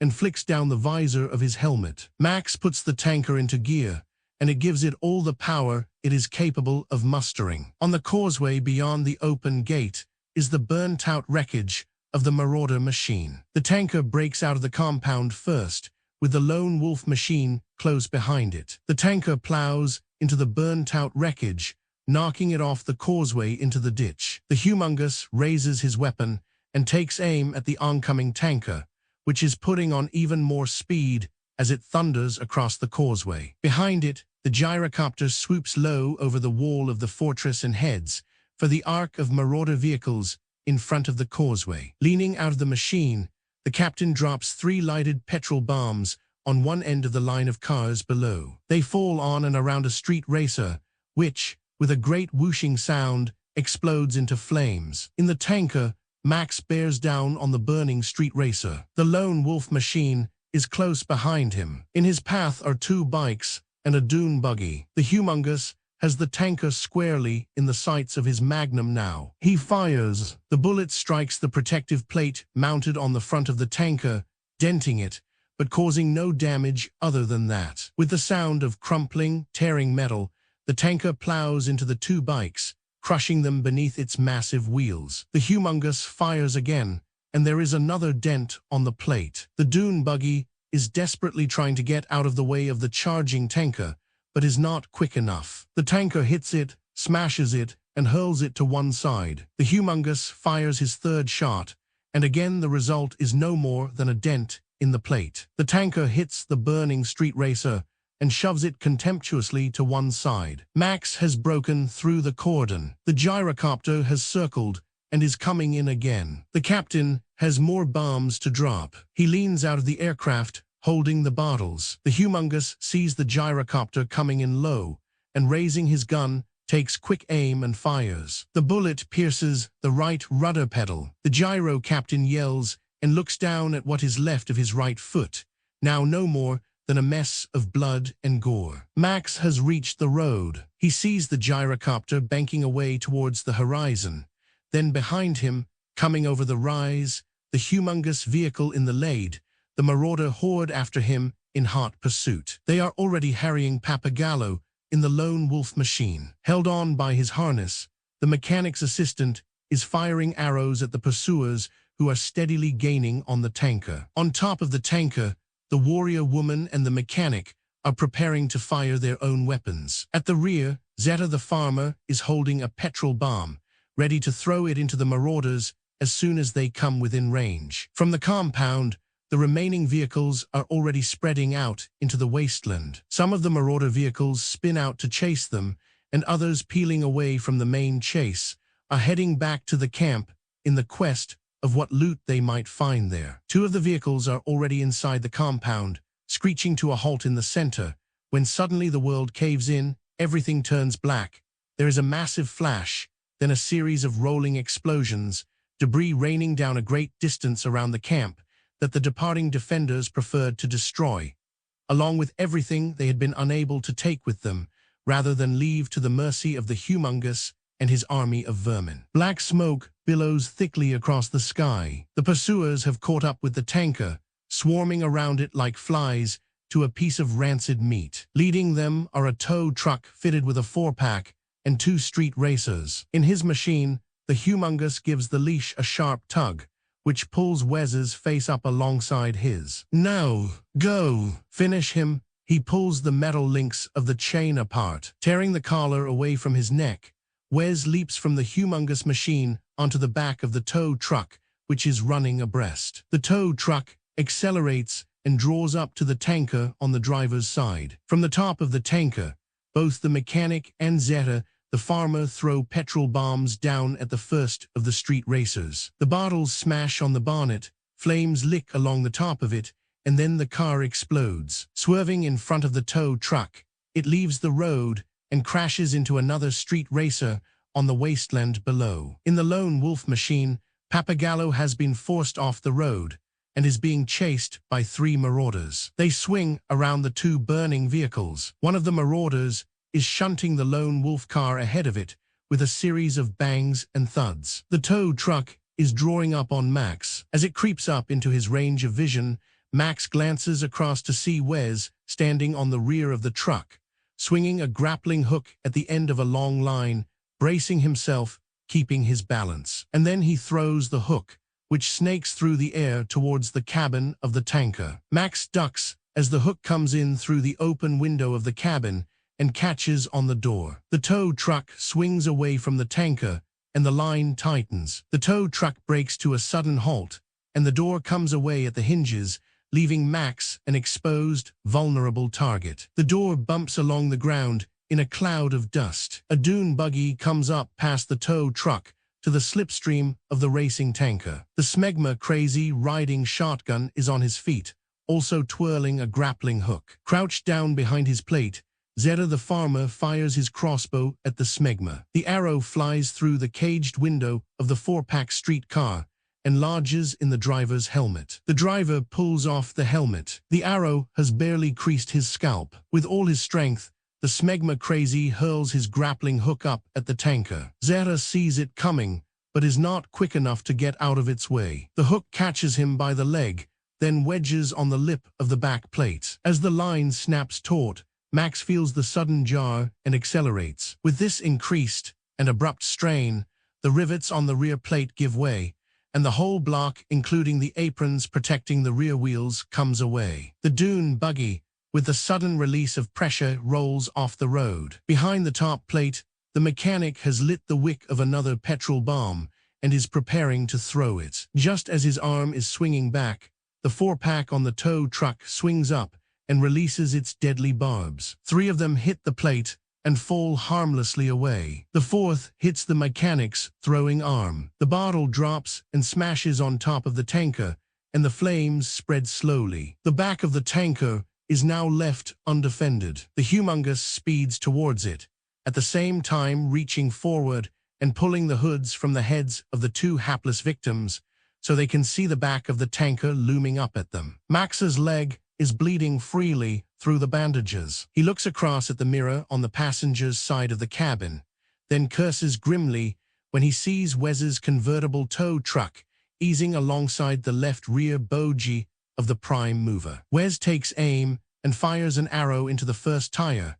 which explodes, and cable and rubber flail uselessly from the exposed rim of the wheel. As Wes is reloading to take the next tire, another Mohawker, who has 2 bear-claw devices on his crossbow gauntlets, steadies himself on the jib of the tow truck, preparing to jump onto the tanker. The mechanic is fighting the flames from the petrol bomb that are now burning the padding behind his protective plate. He beats around him furiously. His clothes are already alight. The warrior woman, seeing him, rises to her feet. She sees the bear-claw Mohawker preparing to make his leap onto the tanker, and fires an arrow at him. The arrow strikes his protective pads, throwing him off balance. He swings out and grabs the barbed wire, which has been strung up along the side of the tanker. The warrior woman is running along the top of the tanker to where the mechanic is still desperately trying to put out the spreading, licking flames. Two marauders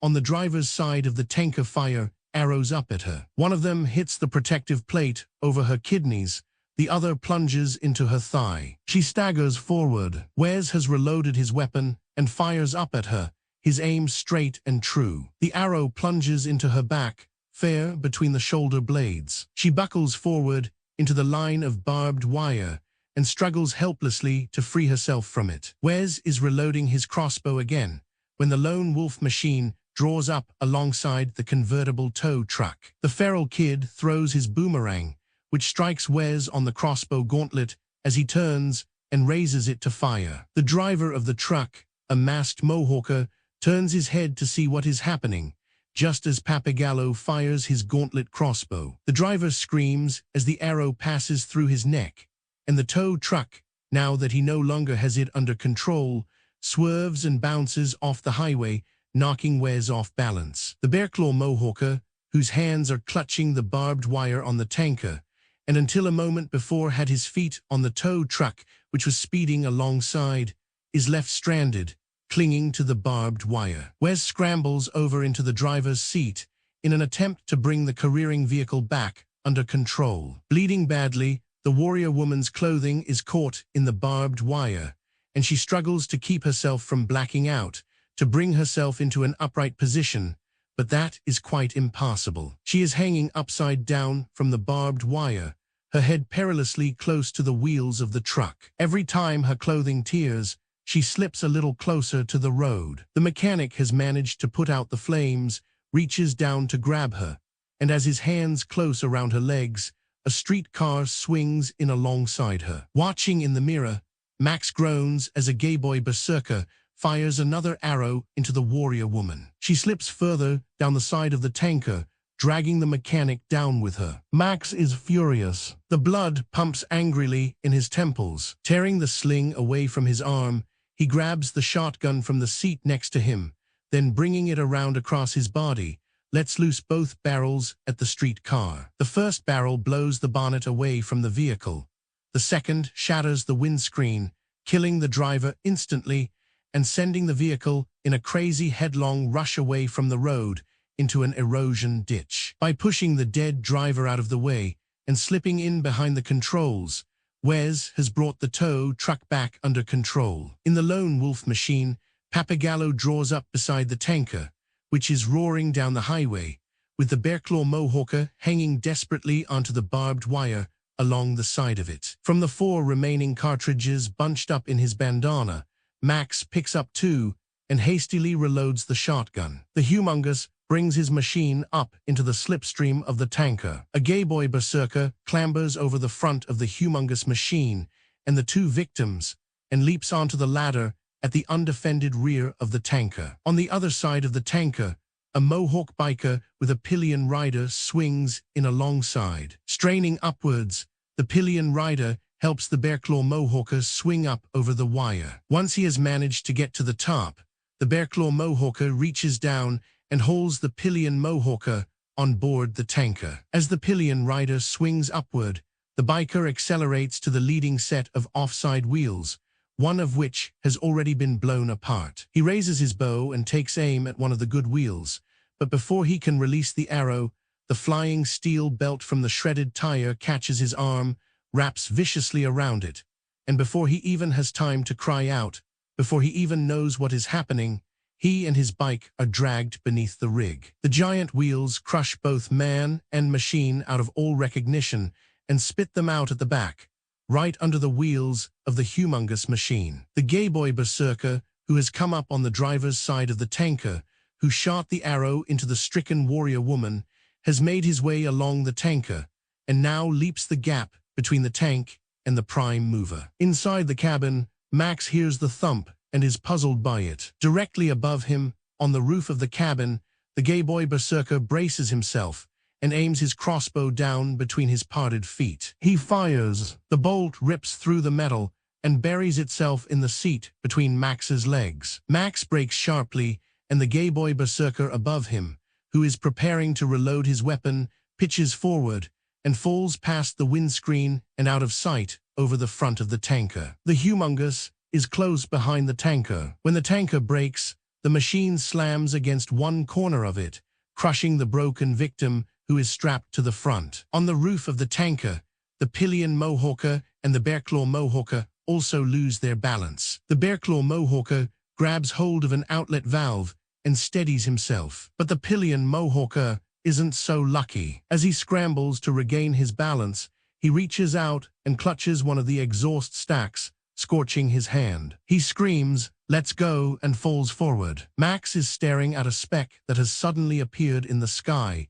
coming in low towards him, materializing through the shimmering waves of heat, taking form. It is the gyrocopter, come back to join in the fight. Papagallo's lone wolf vehicle comes up parallel with Wes's convertible tow truck. The feral boy hands him a loaded crossbow. Glancing back over his shoulder, Wes sees him and wrenches hard down on the wheel, shunting into the lone wolf vehicle. Papagallo's arrow goes astray, and as the two cars collide, the feral boy loses his footing and falls overboard. He lands heavily on his side, but is not hurt. He scrambles up onto his feet again. A bike and sidecar zoom up along the tanker's offside. Another tire explodes, disintegrates, and the sidecar rider fires an arrow into it. From the top of the tanker, the bearclaw mohawker signals for a weapon. The sidecar rider throws him a large, powerful crossbow. Deftly catching it, the bearclaw mohawker begins to haul himself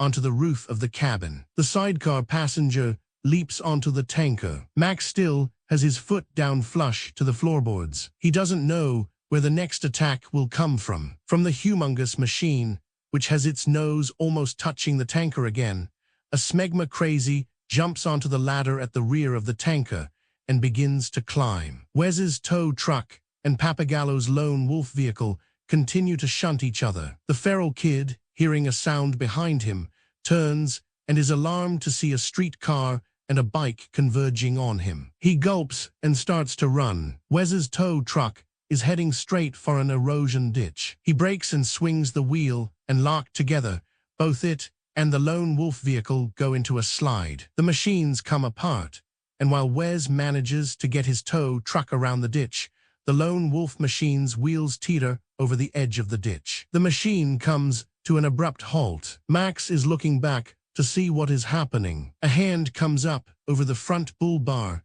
followed by the gay boy berserker's head. Seeing the bearclaw mohawker, he signals for the crossbow. The bearclaw mohawker throws it down to him. It lands on the bonnet with a clatter. Hearing the sound, Max swings back in his seat and raises the shotgun, aiming at the gay boy berserker in front of him. The gay boy berserker ducks, and Max holds his fire, waiting for him to show himself again. In the meantime, the bearclaw mohawker is working his way towards Max's side of the cabin, and the smegma crazy leaps from the tank to the cabin roof. Max looks up as his feet hit the roof just above his head. Suddenly, the window on the passenger's side of the cabin shatters. Max swings his head to see the sidecar rider raising his crossbow. Directly above Max, the smegma crazy braces himself as he prepares to fire a crossbow bolt down through the roof. In a quick, instinctive movement, Max brings up his shotgun, firing the first barrel point blank at the sidecar rider, whose face just seems to disintegrate as he is blown away. Without pausing, Max turns the shotgun up to the roof and fires the second barrel, the blast of which hurls the smegma crazy off the back of the cabin roof. There are only 2 more shells. Breaking open the barrel, Max is about to grab up the last 2 cartridges, when suddenly a powerfully muscled arm reaches in through the open space where the door had been. Max ducks, and the cartridges fall uselessly to the floor. The bearclaw mohawker's gauntlet rips the seat next to Max's right shoulder. Max swings the wheel from side to side, swerving the tanker in an effort to keep the mohawker off balance. There is a solid thud as the steel claw slashes into Max's shoulder padding. The tanker is still swerving from one side of the road to the other. The bear claw mohawker's foot slips, and Max cries out in pain as the claw becomes embedded in his shoulder. The bear claw remains there, unable to move. Max tries in vain to reach the 2 cartridges that are rolling around on the floor. At the front of the tanker, the gay boy berserker puts his head up for another look. The back wheels of the lone wolf machine are spinning wildly as Papagallo tries desperately to pull it back out of the ditch. Then the wheels have caught, and the machine begins to move freely away from the ditch. The feral kid is running as fast as small legs can carry him, trying to keep distance between himself and the bike and street car that are chasing him. Wes streams in behind them in his tow truck, and now there are 3 machines chasing the kid. Just when it seems they are on the point of running him down, as if by magic a rope ladder appears in front of the kid. Without thinking, the kid grabs the rope and holds on tightly as the gyrocopter banks away, lifting the kid into the air just as the 3 machines pass beneath them. Behind the tanker, the gay boy berserker, who is manning the 4-pack, looks up to see the gyrocopter and the kid dangling from the rope beneath it. Swinging the 4-pack around on its axis, he fires. 3 of the 4 arrows strike the underbelly of the copter, and something vital must have been hit, because suddenly the flying machine is making a terrible clanking noise. It dips sharply down towards the tanker that is being chased by the marauders below. The kid clutches desperately to the swinging rope. He looks up, then looks down. They are dropping at an alarming rate. Max struggles to free himself from the bear claw that is embedded in his shoulder so he can reload the gun. The gay boy berserker scrambles over the bull bar and reaches for the crossbow on the bonnet. With his free arm, Max takes hold of the rear view mirror and, wrenching it from its mounting, flings it at the gay boy berserker, who slips back again behind the bull bar. The crossbow remains on the bonnet. The gyro captain struggles to keep his craft in the air. The kid is dangling right next to the tanker. Reaching out, he tries to take hold of the tanker's exhaust stack, but it is just out of reach. The gyrocopter drops again. The kid grabs the barbed wire, but he can't hold it. Still wrestling with the bear claw, Max is taken aback by the sight of the kid flying past the gap where the driver's door had been. Max pushes his arm out as far as it will go, and grabbing the kid by his loin cloth, hauls him into the truck. The kid lets go the rope, and both of them watch as the wildly bucking gyrocopter crashes to the ground. 2 more of the tanker's tires have been hit. Max shouts to the kid, pointing to the cartridges that are rolling about on the floor of the cabin. When the kid has picked up the cartridges, Max hands him the gun. The gay boy berserker is crawling back up onto the bonnet in another attempt to reach the crossbow. The kid tries to insert the first cartridge upside down. "Turn it around," Max yells. "No, the other way."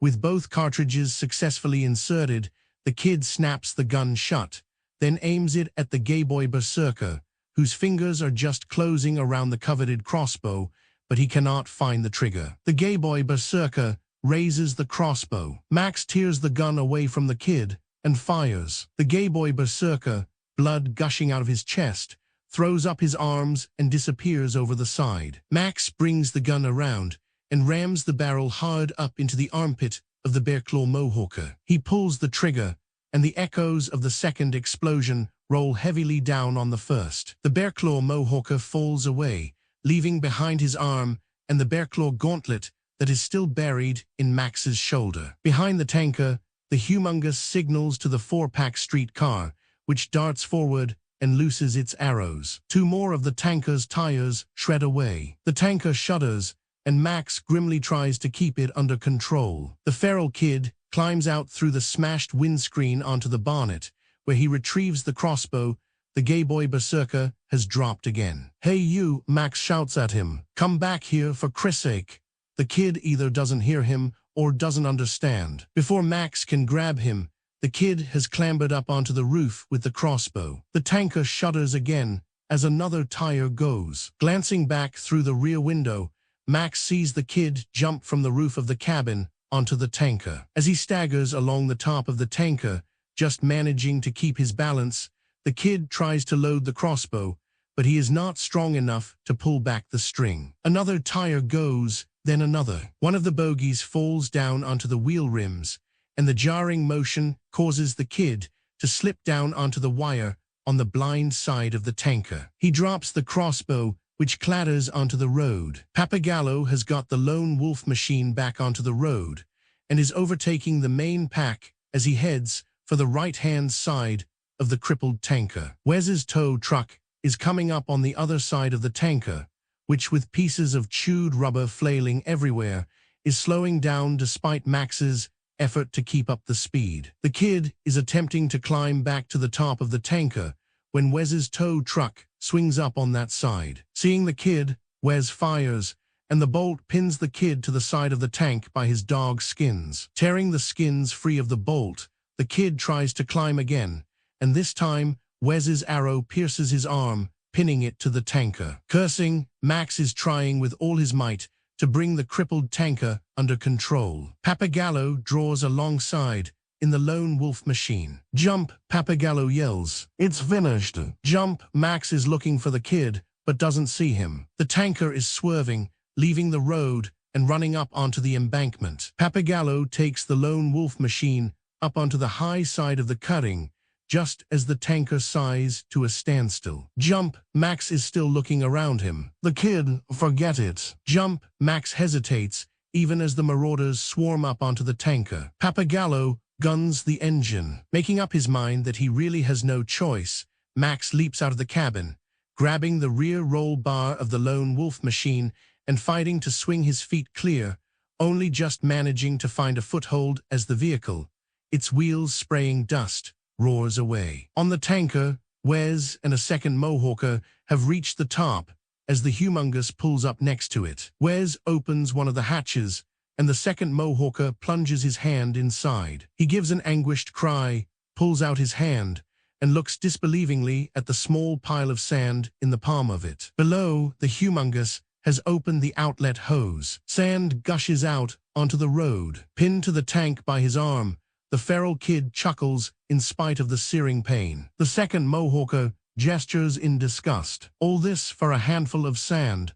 Wes is pale with fury. "I know where there's gasoline," he hisses. "Yeah," the second Mohawker gets the drift. He nods. Whirling abruptly, Wes fires his crossbow, and the arrow buries itself into the humongous mask, and thus, quietly, without fuss, the great and mighty humongous is carried off to what destiny awaits him. It is very quick. The humongous doesn't even make a sound of protest as he crumples to the ground, thoroughly dead. The rest of the horde are arriving. As their vehicles screech to a halt around the tanker, 2 smegma crazies and 2 gay boy berserkers come running, yelling and whooping, waving jerry cans in the air, come for their portion of the tanker's precious cargo. But they don't know what the cargo has turned out to be. How could they know? How could they anticipate that Wes, the second Mohawker, and 3 others who are already at the tanker would suddenly whirl on them and fire their crossbows at them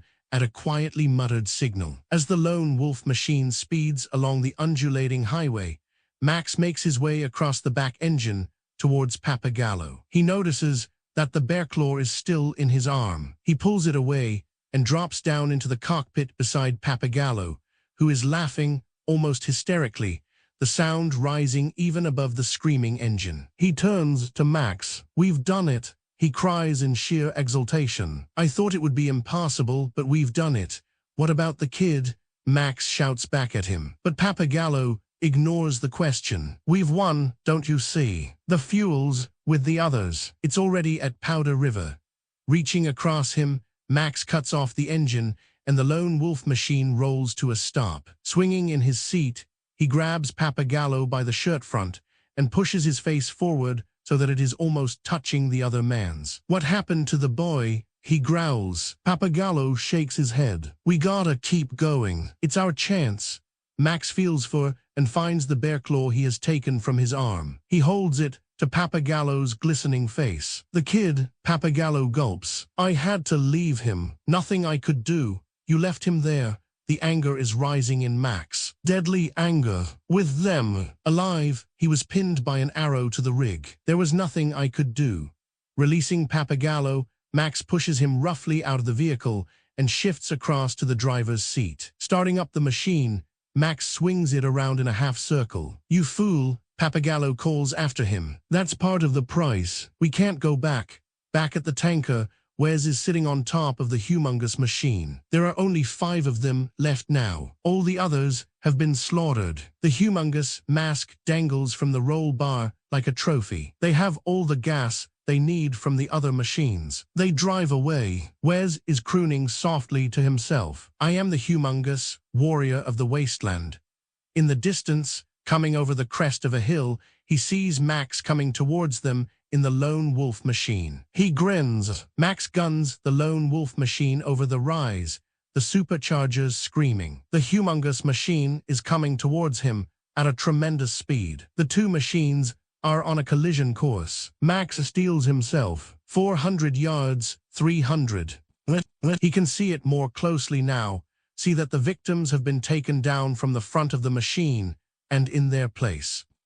Something small. Then he sees what it is, makes out what it is, this small object, and his expression changes. It is the feral kid who is lashed there in place of the 2 victims. The feral kid lashed there in an upside-down position. Max hits the wheel, and the machine goes into a slide that spins it clear of the humongous machine, then one after the other, shunts away the 2 Mohawker vehicles that are flanking Wes. The remaining 2 marauders follow Wes. When the lone wolf machine has settled and is back on course, Max guns the 2 supercharged engines and heads off after Wes. The kid's head is only inches away from the bitumen. Wes looks back over his shoulder to see that Max is already overtaking the 2 marauders behind him, bearing down on them, pushing them away.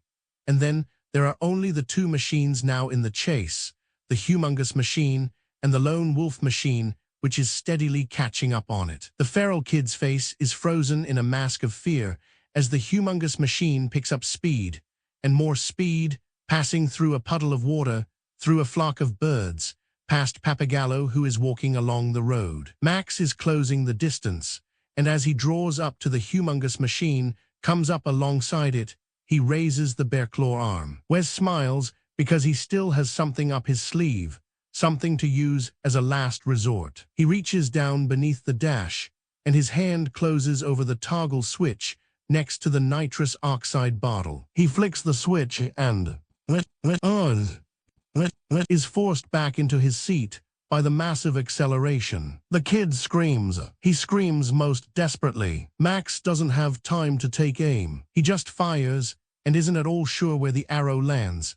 Just a last gesture which he knows is futile. The humongous machine thunders away, and he doesn't have another chance. Then, as he watches the machine pulling away into the distance, he sees it entering into a wide curve of the road, but not taking the bend, just continuing on, out into the desert, through the salt bush, slowing, coming to a standstill. Cautiously, Max follows the humongous machine, and as he comes alongside, he sees that Wes is sitting stock still behind the wheel, staring out at the desert beyond. It isn't until he is examining him more closely, stepping out of the lone wolf machine and moving close to the other vehicle, that he sees the tip of the arrow protruding from the crimson Mohawker's left eye, and in the front of the machine, the feral kid gasps great sobs of relief.